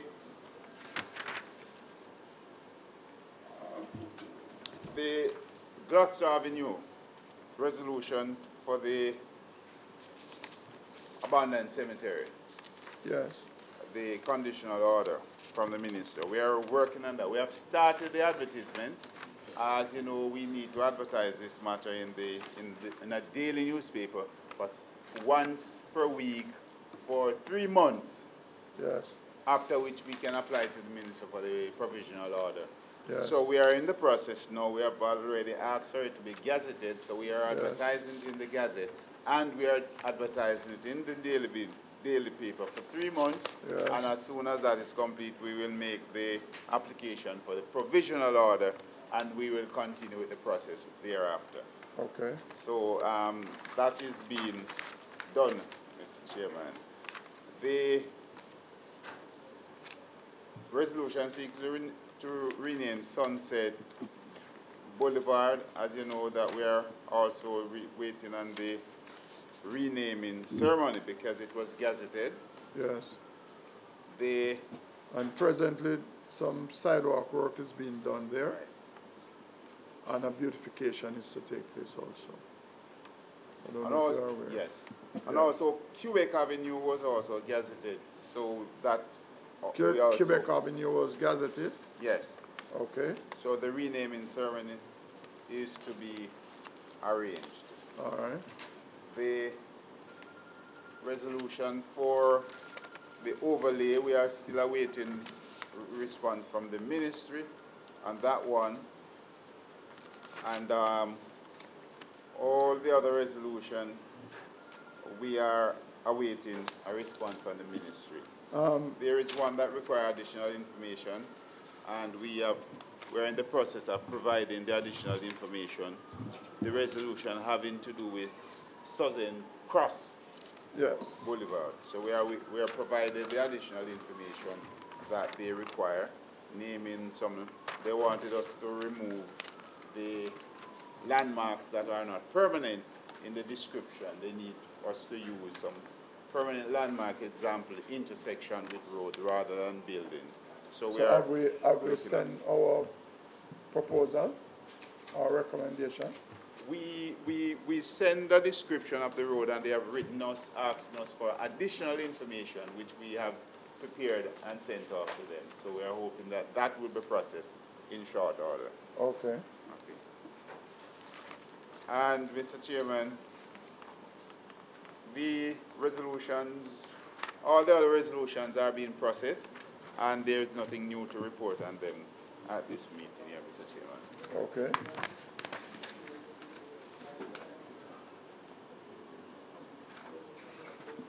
And that would now take us to Mayor's announcement. Yes, Mr. Chairman. Okay.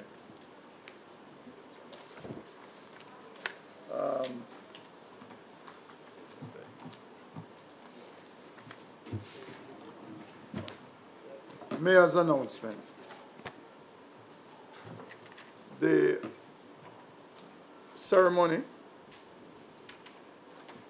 to do the official renaming and unveiling of Jimmy Cliff Boulevard, formerly Gloucester Avenue, popularly called Hip Strip, will be on Thursday, March the 28th at 3 p.m. And this ceremony will be held on a section of Close Harbor Beach. And Jimmy Cliff himself will be present for that occasion. I know there are some other activities being planned for that afternoon. The information I'm not fully apprised, and as a result of that, I would not comment further. But the renaming and the dedication and the unveiling will be done on the 28th of March. That's Thursday, the 28th of March, and that is at 3 p.m. There will be a special property tax promotion for the parish of St. James. What I can report is that our 2018-2019 target was $1,107,987. That was our target. As at the end of February, we have collected $885,083,083,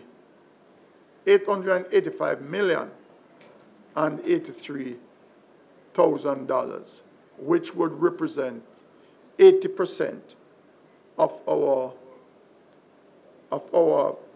allotted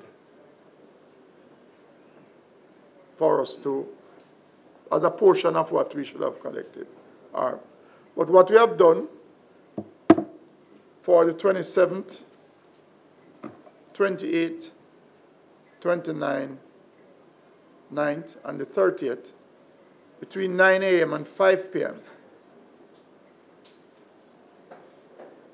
That is Thursday, Friday, Saturday, and Sunday.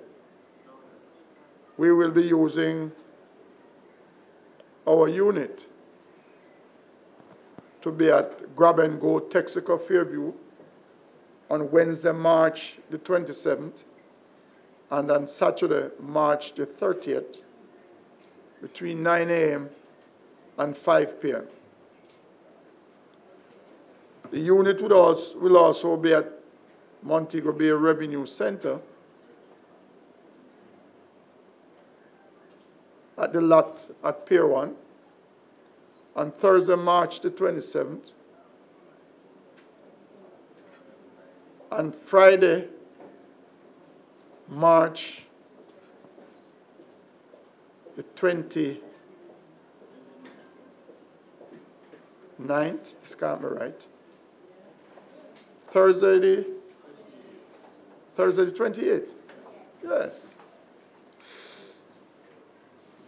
and Friday, March the 29th, from 9 a.m. to 3 p.m. at that location.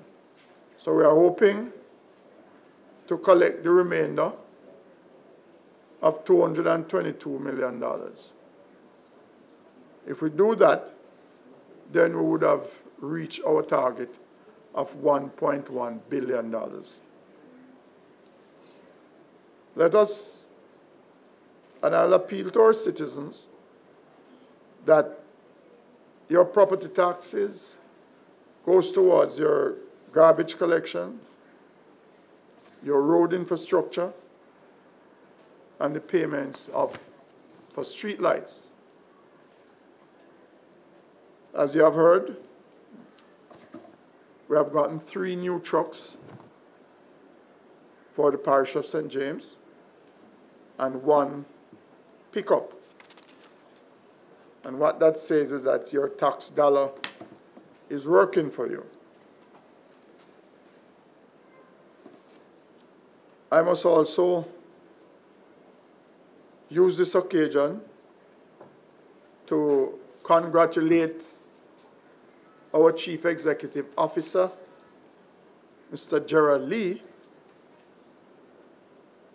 for being awarded Boss of the Year for St. James.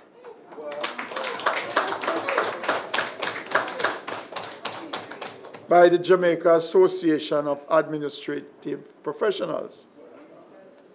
So I wish to extend congratulations to him.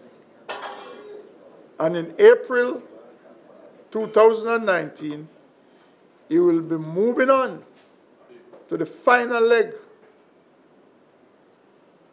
And that now he will be vying for All-Ireland Boss of the Year. So, Mr. Lee, I know you would have sprung a surprise. But, you know, I know you're a committed man, sir. And I know those who have been observing you, know that you possess certain good qualities. And so we use this occasion to commend you on that achievement. I know it's not an easy task. And for the Boss of the Year, coming from a government entity, it must be saying something very, very good. But I'm beginning to get a little bit fearful.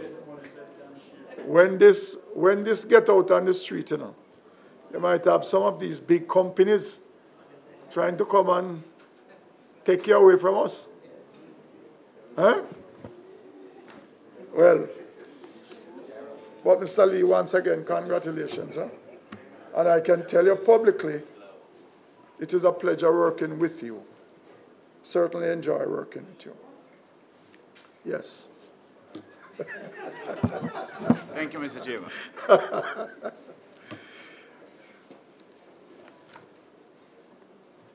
I will also use this occasion to comment on crime, or the upsurge of crime that is affecting St. James. Recently, in one of our local publications, we saw an headline, 5 killed in one day. It has made the citizens of St. James very, very uncomfortable. Very, very uncomfortable. Because a number of us in this parish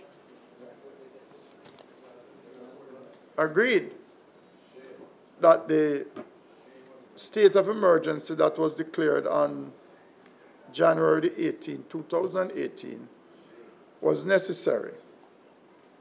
And so the people of St. James supported it. And not only the people of St. James supported it, there was a recently commissioned Don Anderson poll which revealed that 90% of Jamaicans supported the government's imposition of the state of emergency in St. James, St. Catherine North, and in Kingston. And at the same time, 81% believe that the state of emergency has been effective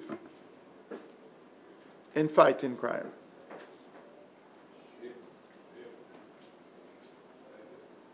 There was also,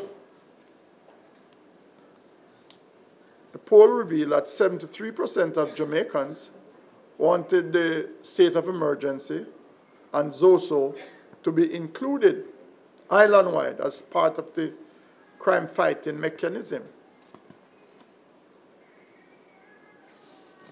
And a further 78% of the citizens interviewed supported the government's desire to extend the state of emergency when the opposition did not support an extension. So there were 67% of the respondents who disagreed with the stance the opposition took at the time. But what I can say in St. James, and I saw an item in the papers this morning in the Gleaner, where the superintendent, Ellis, has given an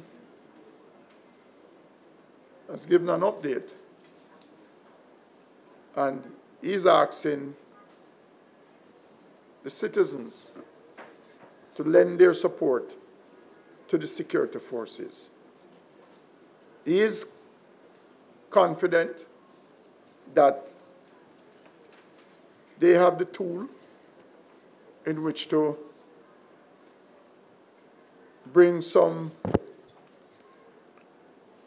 semblance of order in the parish as it relates to murder, robberies, and other crimes. But I can tell you, in moving around and speaking to the people, they have become very, very fearful. A number of them have echoed the sentiment that we should reinstate the state of emergency. It's a very popular opinion out there because they saw what occurred during that 12-month period. And as a result of that, they are prepared to give up some of their own rights in order to protect life and property in this parish. So the jury is still out. It is the call of central government and the government to make that call. But we can transmit to central government our feedback that we're getting from our constituents. But what is happening, or what we have seen happen a couple of days ago, it frightens the hell out of people. And as a result of that, they are very fearful, and they've gone back into a similar state of mind as they were post January 18, 2018.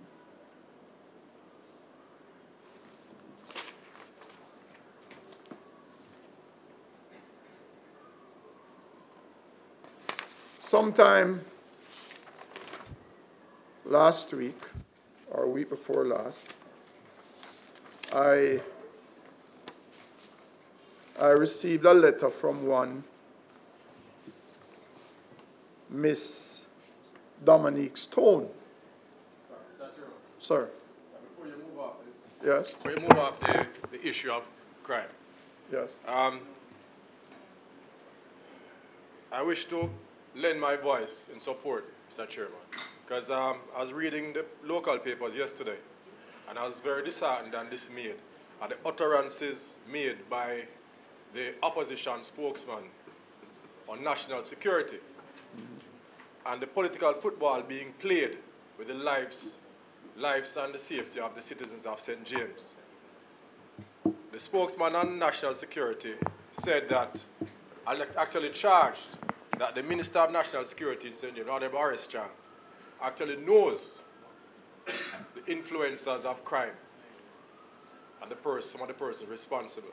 And I wish to condemn that statement And I wish that a message be sent to the opposition to let them know, right, that the people of St. James are tired of their lives being played out as a political football and their safety being taken for granted. Thank you, sir. Thank you. Any? All right. Let me complete my announcement. Yes.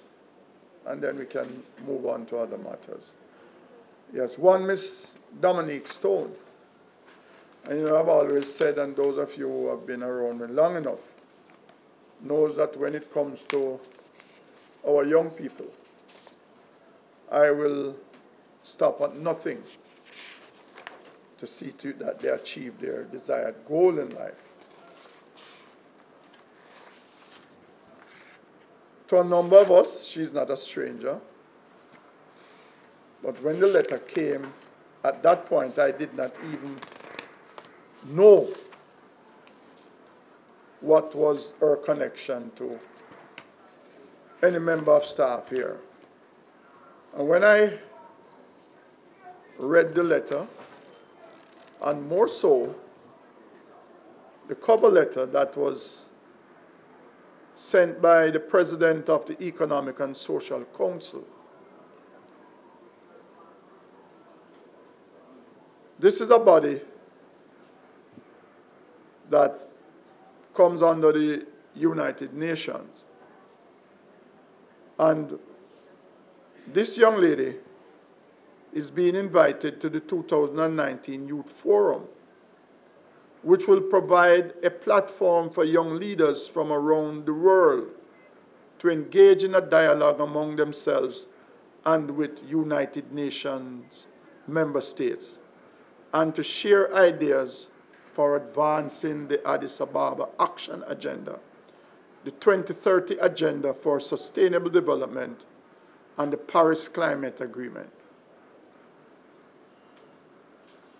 And what she was asking of the mayor was to see how we can assist her to deal with her travel expenses and her accommodation.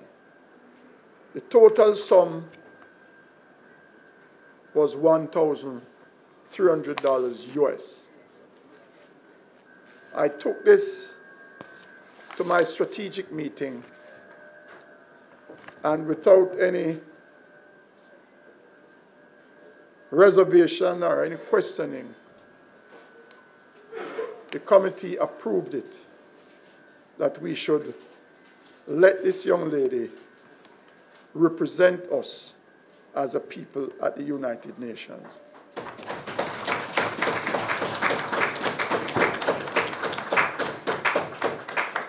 And so she's here today. She's here today. And I would like to publicly give her a commitment letter that will cover her plane fare and her accommodation. So Ms. Stone, you are here with us, and you know, it's after I read your letter and was talking to some members of staff, they said to me that, you know, it's Ms. Stone's daughter. So I said to even make it better. Ms. Stone, I see you sit in the gallery there, you know. Yes. Mrs. Stone, sorry. sorry. So, Mr. Lee, it's not I alone, you know. You're a partner in this. I seek your advice and your ruling.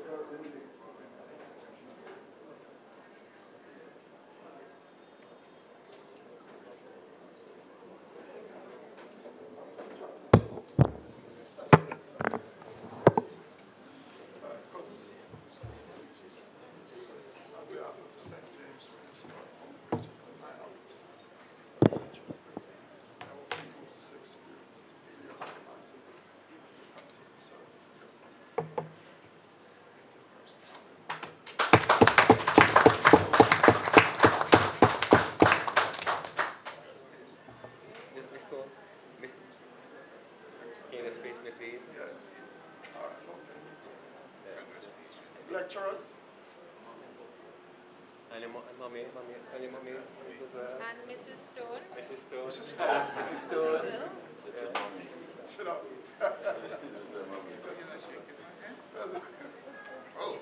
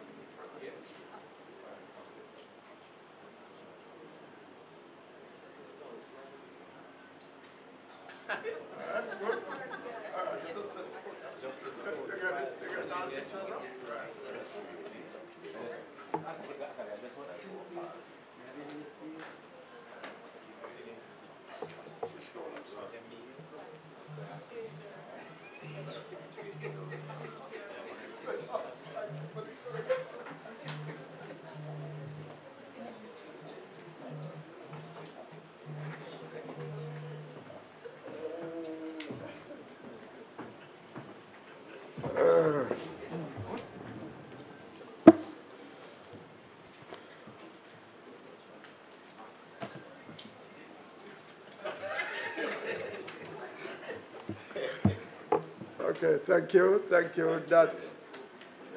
That would end my mayor's announcement.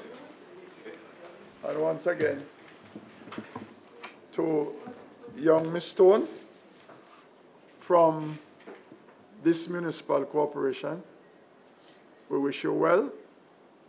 We have great hope in you that you will continue to fight for your community and fight for your country. Thank you very much. Thank you.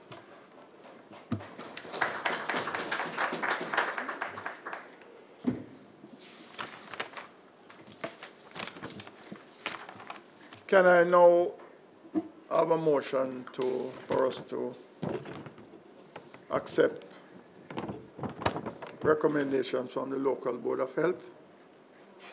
So move, Mr. Chairman. Second. Yeah. Sir Lee. Thank you, Mr. Chairman. Chairman, during the excitement, the time went by, so it's now after 1, so I move that the time be extended. There a seconder? All in favor? Yeah. Thank you, Mr. Chairman. Thank you.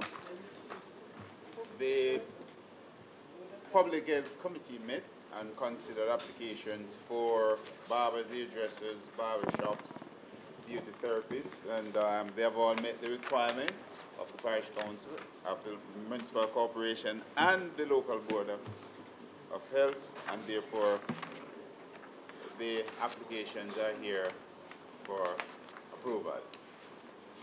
They were circulated, and they number barber 6, beauty therapist 2, barber shop 3, beauty therapist new, 17 beauty therapists renewal, some 40,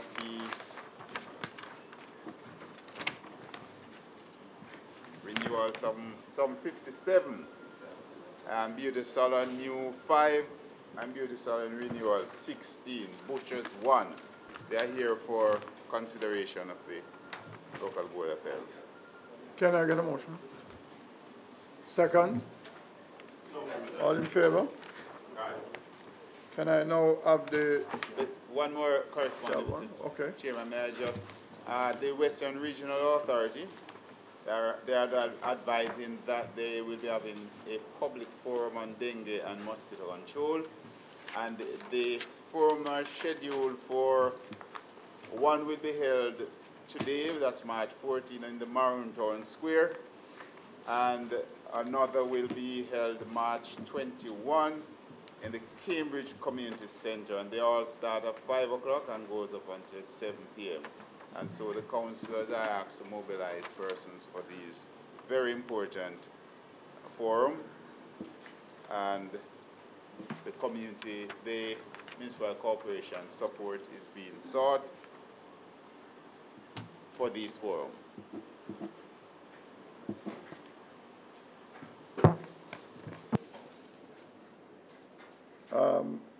Mosquito control in the parish of St. James. Public health report, please. Thank you. Good afternoon, Your Worship, councillors, other fellow agencies, invited guests. Okay, for our dengue program, we have approximately engaged 55 task workers for this program. So it's on in earnest, but it ends on March 22nd of this month, of this year. So at this time, I'm going to use this forum to make an appeal to the Honorable Minister of Health to extend the program until June of this year. This program has been very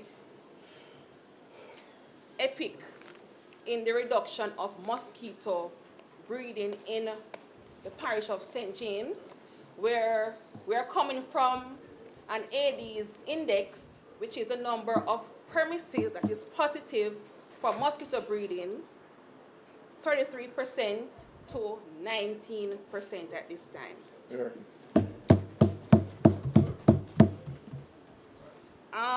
We have also commissioned 2 extra buses to transport these task workers, so our reach is very extensive across the parish, and we have been getting rave reviews on the program thus far. For rodent control in the parish, we have to say special thanks to the council for the support given refunding for rodent control program that is very successful in the area across from the Pelican restaurant. So thank you on behalf of the health department. We also have sent a program plan and budget to TEF of an amount of $7.2 million for a citywide rodent control program, which will start from Clock all the way to Dead End and will include all the streets leading from those main areas. We also want to say that, yes, we know that there's an increase in rodent control or rodents in the parish, and we are also seeking additional help from the council to pay attention to certain areas such as the courts, Harbor Street, Sam Sharp Square, Union Street, Clock, and also where the People's Arcade is located. We have sent a letter to the management of the People's Arcade, of the bus park, sorry, which is adjoining the People's Arcade, and they have subsequently carried out a rodent control program in the area, and we have supervised or overseen the removal of 3 truckloads of garbage from that area. We have also taken additional steps to certify about 17 of the shops in the bus park as well.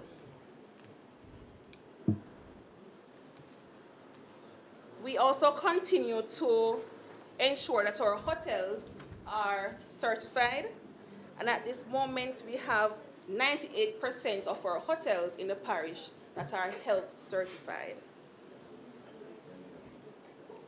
There has been no reported outbreaks during the period. But let me retract to the vector control mosquito program. We have, for the month of February, inspected 11,039 premises for the month of February. And as I said before, the Aedes index is down to 19% from 33%. Read the funds allocated to the councillors for the dengue prevention program. I was advised that only Councillor Vernon would have reached out to the health department. So we're just appealing to the other councillors to come on board so your persons can be trained and engrafted in our mosquito control program. Thank you. What I would like to say also on that, the Ministry of Local Government has made available to each councillor $500,000 each to assist in mosquito eradication program or the vector control program. So it would be very good if you liaison with the public health department, because they could assist you in identifying locations in your respective divisions. They could also assist you in getting the material in terms of what is required, as also flyers, leaflets, and stuff like that to sensitize and educate the citizens of your respective division.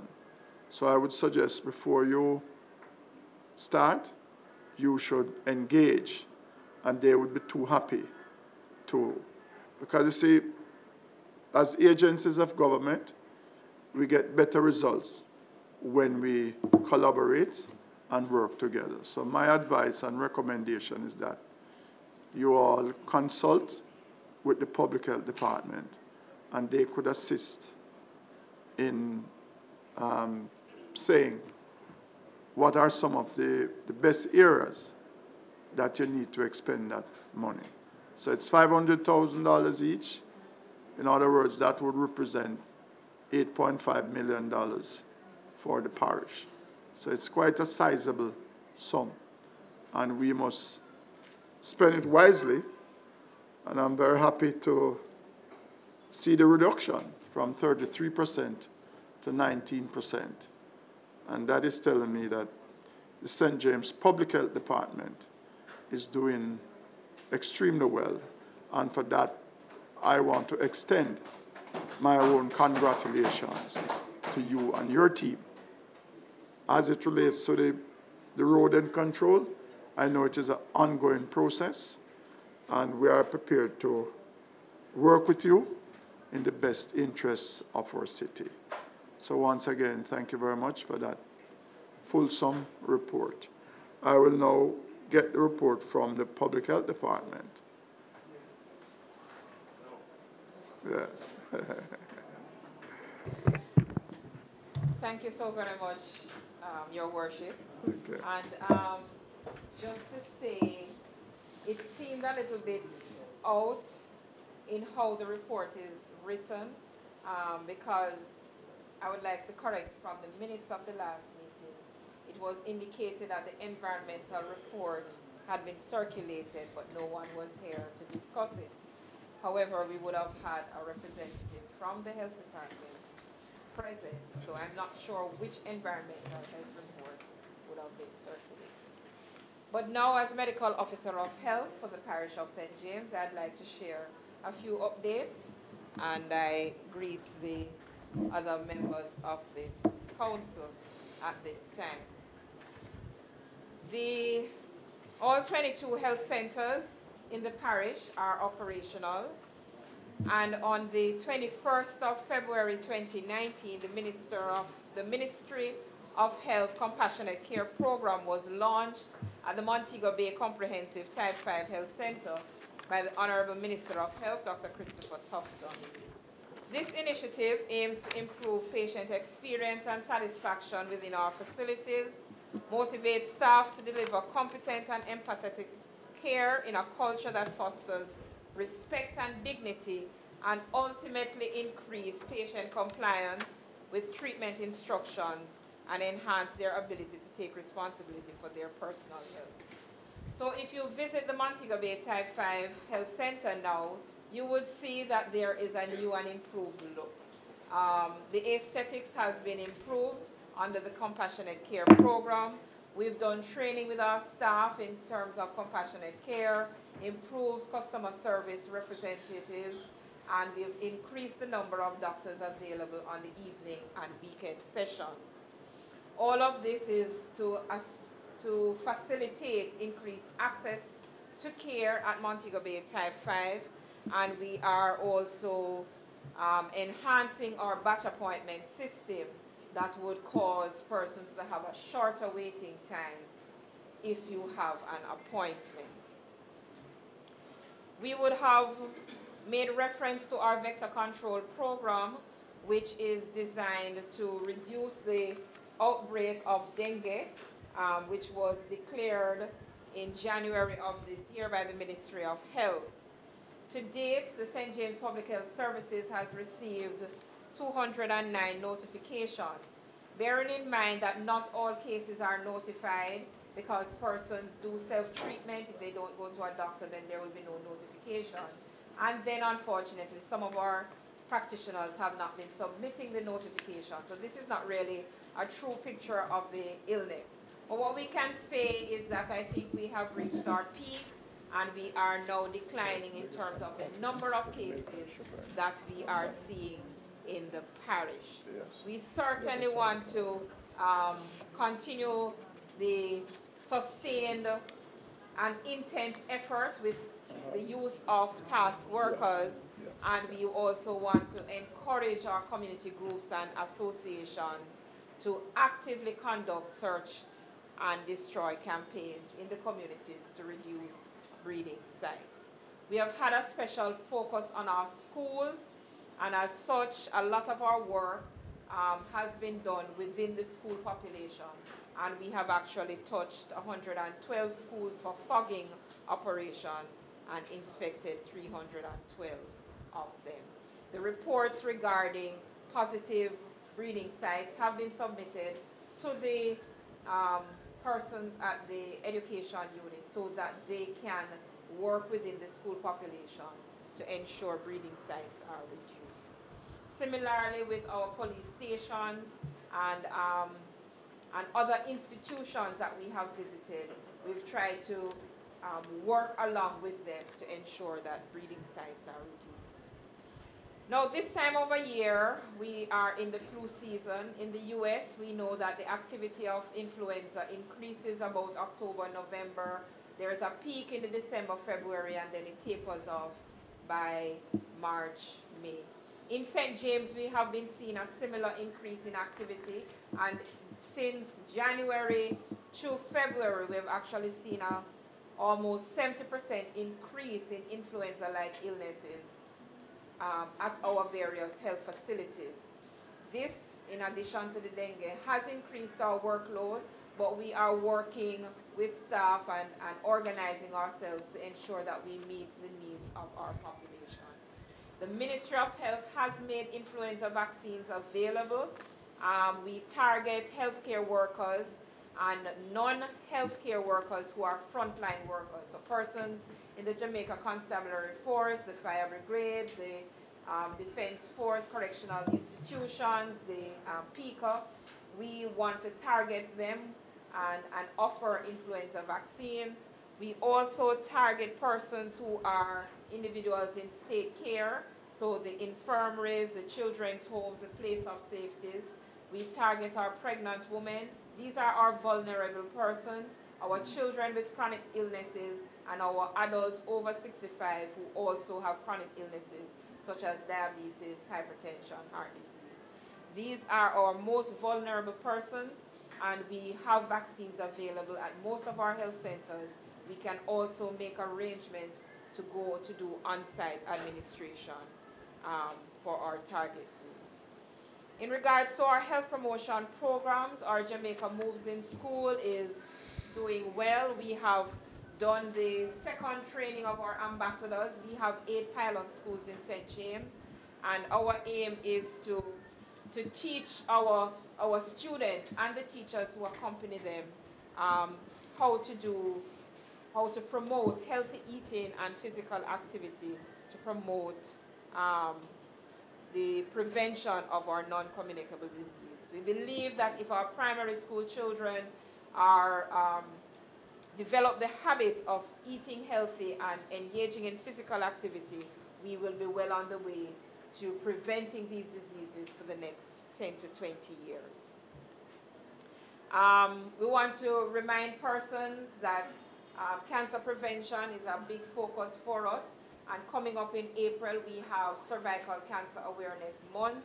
We will be doing various outreach activities, and we will share that information and move into some workplace wellness programs to offer pap smears and other screening activities for these, so that we can bring our population to the healthy state that we need to have. Thank you. Thank you, Doc. Thank you. You know, sitting here listening to your comprehensive report on health issues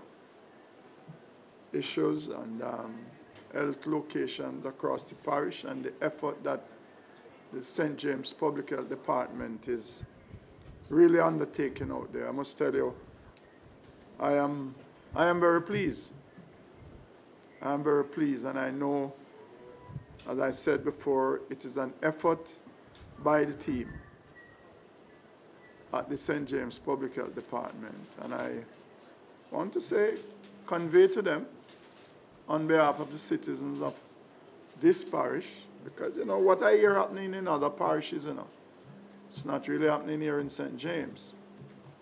And even though we're still having challenge with Cornwall Regional Hospital, the auxiliary medical areas are really standing up to the task. And for that, we must congratulate you, and by extension, congratulate the minister himself, because he's someone who is always on the ground making sure that the public health issues are addressed and are dealt with in a way in which we can have a more healthier society. So once again, thank you very much, Doc, for being here with us here today. Sure. Yes, Yes, comprehensive report indeed from Doc. But let me ask, is there any side effect to the flu vaccine?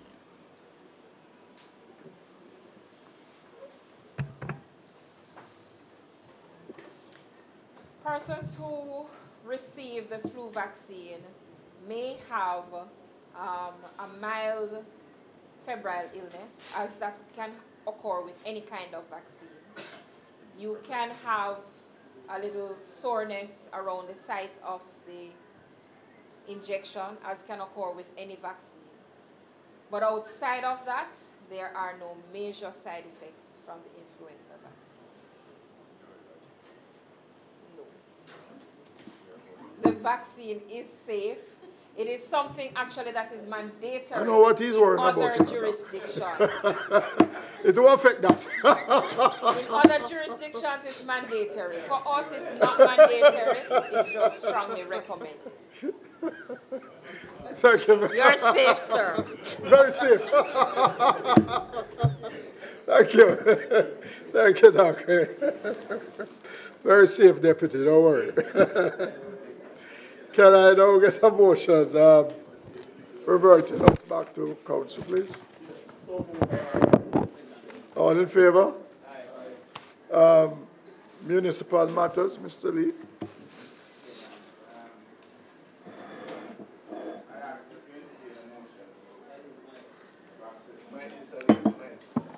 Mr. Chairman, I ask that you entertain a motion to accept the minutes of the committee meetings.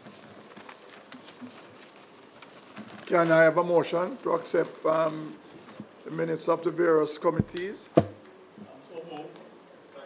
All in favor? Good. Okay, Mr. Mish. We are now.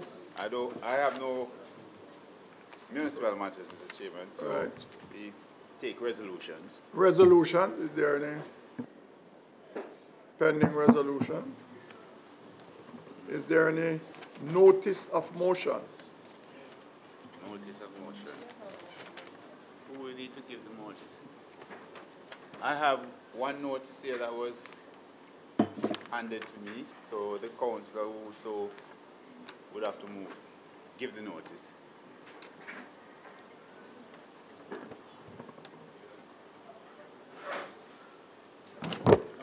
Yeah, sure. You don't have to read it, just notice.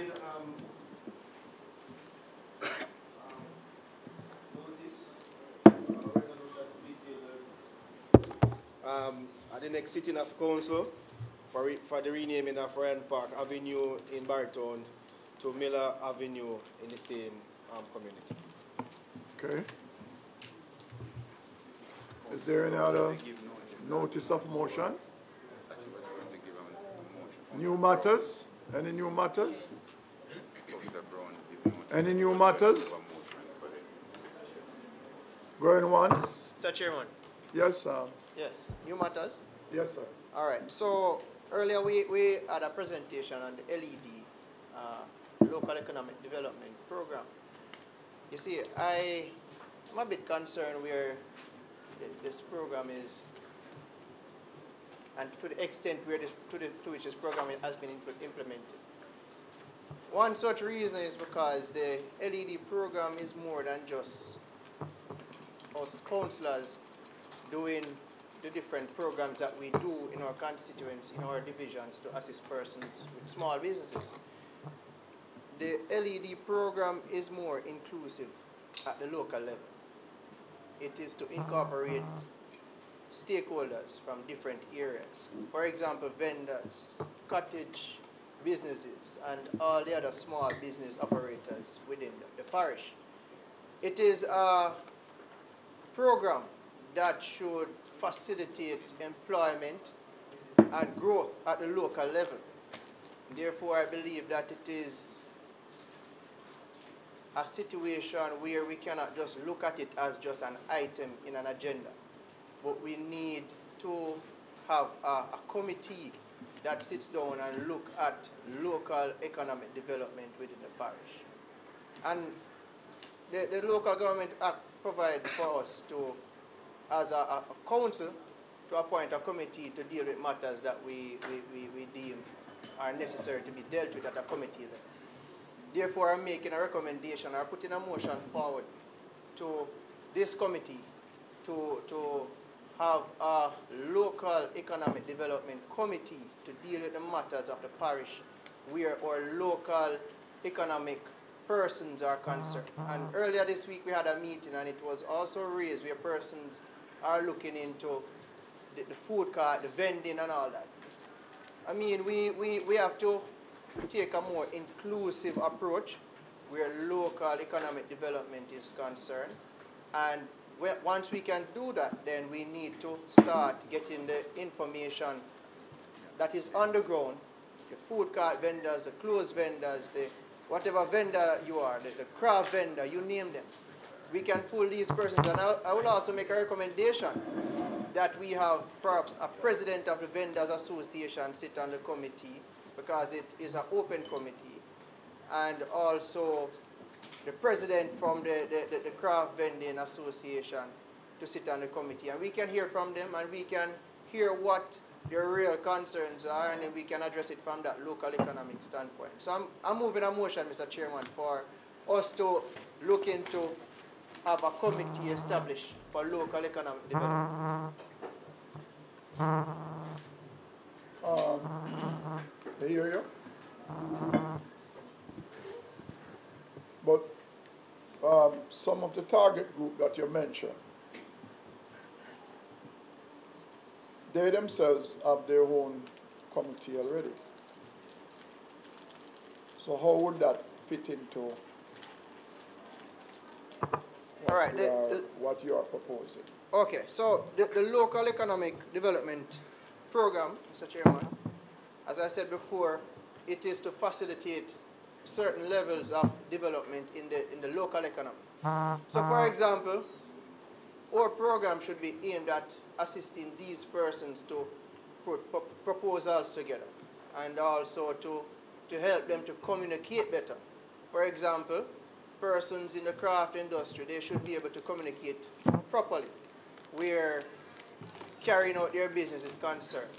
For persons with new ideas out there on the ground and they need persons to assist them with project formulation and getting funding, getting grants to enhance their business or to actually establish one in the first place, then we need to look at that. We need to help these persons to hone their different abilities to carry out business within local Montego Bay. So that is what we are looking at as as a group, putting a committee together to deal with all these matters. Yeah, but what I'm hearing you saying, because TPDCO has a training program for craft vendors and persons who involved in that industry. So would that committee, because see, what I'm looking at, if you were saying, yes, if you were saying new entrepreneurs. That's a part of it. Right, but I would not want to bring those established entities. Because I know we have a LED program here, which we have started up last year, where we, as elected representatives, help persons from our respective divisions. And for that last year, 2018-2019 budget year, some $4.2 million were made available to councillors to assist persons in their respective division. For that, because I was discussing the matter with a councillor, and the way forward as it relates to that particular project is that recipients, our intended recipients, before the disbursement is made, we do a training with these people of how to really manage, how to really conduct business. So that is a group that, if you were focusing on that group, I mean, I don't know what the other councillors are saying, but that is a group that I would love for us. As a corporation? Yes, to focus on as our project. Right? Because we all, meaning all of us as councillors, could make our contribution, because we would make a recommendation, because there's no doubt. And those of you who see me in action, I am prepared to assist, to help persons who are seeking an avenue to uplift themselves in community. I am one person who don't believe that every person can get a job, but I think every person can work towards a living for them own selves. So a committee can be established, yes, but I would prefer that committee to focus primarily on our own LED program, which revolves around our constituents, where we can offer them the leadership, offer them the guidance that is required for them to get a $50,000 grant and build themselves from there. Right? Understand, Mr. Chair. Because what we are doing now I am not sure if we are measuring the results of what we are doing. You give someone $20,000 to buy a phone card, and 3 months after, there's no card, and they can't show anything from the investment. And some of those ones will come back to you again and say, you know, they need help. But what needs to be done also with that committee, with the technical expertise, is to say that you look at the person, because they might want an easy way out. But what I do know is that if it's too easy, it's not going to work for them. So I would suggest we have a further discussion on the matter, because I have been discussing it with 2 councillors already, how we can enhance the LED program to make it more meaningful to our constituents, and at the end of each period we can identify success stories. So what I would say is that let us discuss it more, and let us see how we can put that committee together to really work for us as the elected representative. I would not want for us to, you know, put our program in other areas. In other areas. Honestly, I wouldn't want that. I understand, Mr. Chairman. It's on the notion, though, that local economic development is for the strengthening of the citizens at the local level, and to create better economic conditions for them at the local level. So we could put the committee together and then we look at the specifics and the details afterward. But that is we might develop. We need a motion for the committee, though. Mr. Chairman. So the councillors are there. So the motion is at the floor, Mr. Chairman. Yes, I will second the motion, but some tweeting needs to go into it. But Chairman, I think the council has made some very salient points. We definitely need to establish that committee. And but what I think, though, is that the funding that is available would have to be increased. I think it's going to take more money based on what he's saying. All right. Let me hear from my director of planning. Thank you, Mr. Chairman. The points raised, I wanted to comment based on the fact that LED is a part of local sustainable development planning. And what we have seen in other parishes that have done their local sustainable development plan, like Trelawney, etc., they received, and ALGA can speak to it as well, that funding was made available through ALGA and CLGF through the local sustainable development planning for local economic development. So in terms of how we do the LED, it has to be a part of how the local sustainable development planning, because we need to go into the various areas in your division. What are the issues? Meet with the community so that we can come up with a comprehensive plan. And with that, you can know how better to target the limited resources and how we can get donor funding in to deal with what Deputy is saying, to support or back up what we will put forward. So I think we just need to merge both together. Any other contribution? All right. Councillor Thomas, thought you were going to remain silent. I'd like to hear you speak. Go ahead. I understand what Councillor Vernon is saying, and I agree with him 100% on it. I understand how Director of Planning tried to dovetail it with dovetail it. But the truth be told, Mr. Chairman, it is needed, and you mentioned in your presentation about different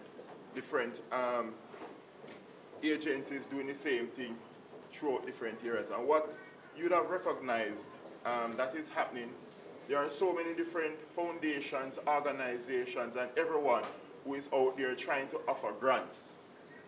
And whether it's been part of the sustainable development in the divisions or wherever, but what is happening is there's a lack in the amount of communities and organizations with the capacity to actually take these grants or apply for them and qualify in the right way. So in dovetailing in what Councillor Vernon is saying, the committee is essential, and we could put it together wherein which we also approach some of the other entities as he mentioned and let them pass it through our system, since for the most part, this council or the corporation and councillors, for whatever interest we might have, are the only one who have a tendency to follow through on that monitoring of what happens out there, because most of the other organization doesn't do it. And I think we should really move in that direction and dovetail both of them together, because there's enough funding out there that is not being utilized because communities and groups are just don't have the capacity to access them. My experience with that, and I probably think that Dr. Dove can help us here, because most of these grant funding agencies, they don't want to deal with politicians, you know. They want to deal with community-based organizations. What has happened to a number of these community-based organizations? They don't stick to guidelines, and they start up good, but after 6 months, you know, they stop meeting because they expect that to get the funding immediately. Dr. Dove, can you expound on that for me, please? Because you are very integral with the community-based organization. Thank you, Chairman. You're correct, because the funding agencies, most of them said non-government. They want to work with the non-government, you know, so if you're a municipal corporation, it's highly unlikely, unless there's some government-to-government agreement for you to get. They look at the NGOs, but the ones that have been established, that have a track record, that have some experience managing grant funding, and, you know, before. These are some of the criteria. I was at one of them yesterday with the Environmental Foundation, and this was one of the things that you said you have to put on the form projects that you have done in the past through grant funding and how the results. You have to show the impact as part of it. In terms of the LED program, yes, there is definitely follow-up, and I'd indicate that this was one of the things that I had recommended, that after, you know, 3 months, then we do spot checks to see what is happening with the different persons who have received the funds.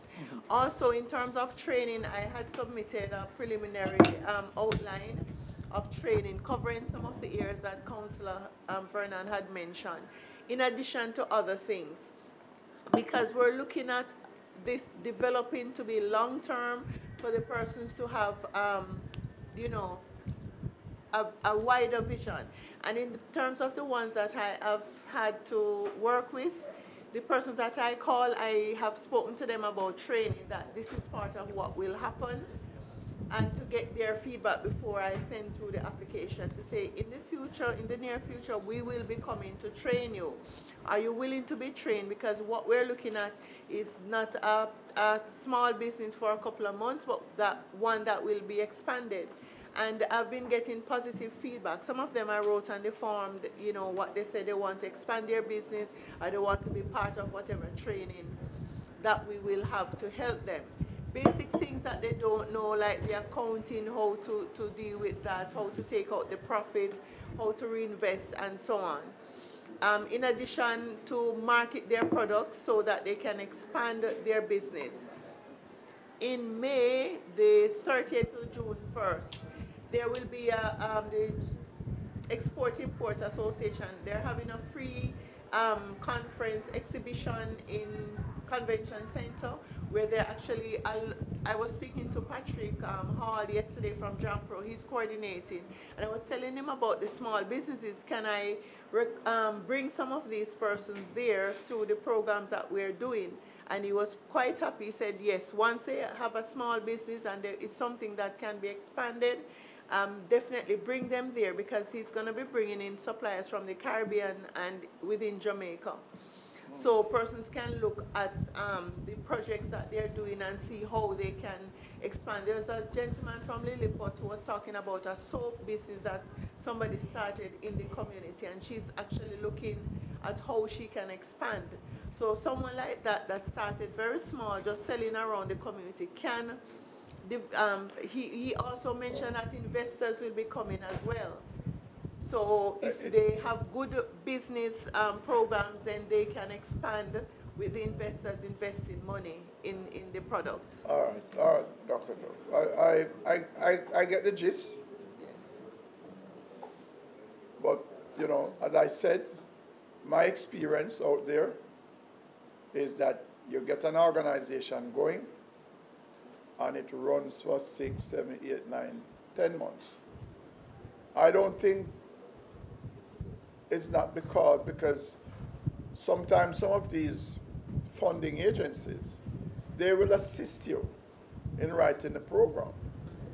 But sometimes some of the criteria that they're asking for, it's hard to come by. Yes. Because sometimes you need to establish a bank account for the group, for the CDC. And it comes with certain criteria from the bank.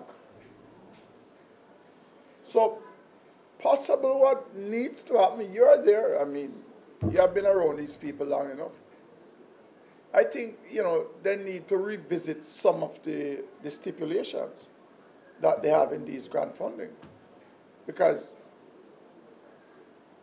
for example, we at Rural Water, and that's a government agency, we try to secure grant funding from this environmental fund and other, and it is so difficult, and we have the people there with the capacity to write these programs, but it's very, very difficult. Sometimes I wonder if they really want to really assist, you know, because most of these agencies are really, you know, they are from a different culture. And if you look at where most of these grant funding really work, is in countries that the per capita income is, in most instances, is under $1,000. People there are, you know, poor. And, you know, I'm not throwing cold water on it, you know, but some of the requirements, in my opinion and my experience, what I see out there, it's difficult. It's difficult. And sometimes, you know, our people don't have that tolerance to go for the long haul. And some of them rightfully so, because they have families, they have to survive, and you have to leave for Kingston to Montego Bay for meeting 2, 3, 4 times a month, and you do all of that, and you try to do everything, and at the end of it, you hear that, you know, you weren't successful, right? So probably it needs to tweet. You need to tweet it somewhat to see how you can make the process seamless. Because you have genuine people out there, genuine people who want to build their own capacity, who they can't get a job, but they can do something from their home and build themselves into productive individuals. So probably the discussion needs to even go much wider than what we are having here today. In my opinion, you know, we have to help our people. There's no doubt that there are a body of people there that needs help. You need to pull them up, right? But you can't just pull them up by just giving them things like that without monitoring to make sure that they are making good use of what you're giving them. Because you would not be helping them anyway. The help would be a very short-term help.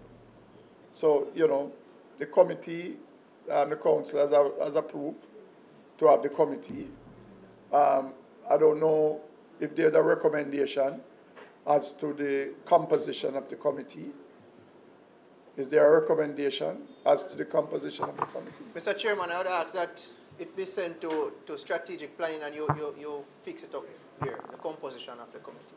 All right, okay. But we can discuss it further to see how best we can put it together. All right, thank you very much for that extensive deliberation.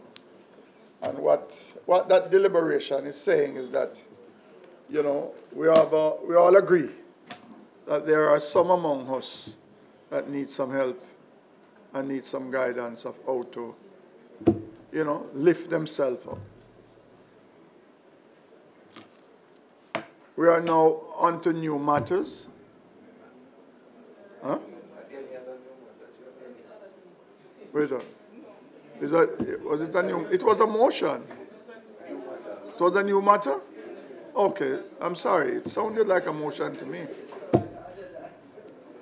All right. Any other new matter? What, lunch? Not even lunch is a new matter? This meeting now stands adjourned.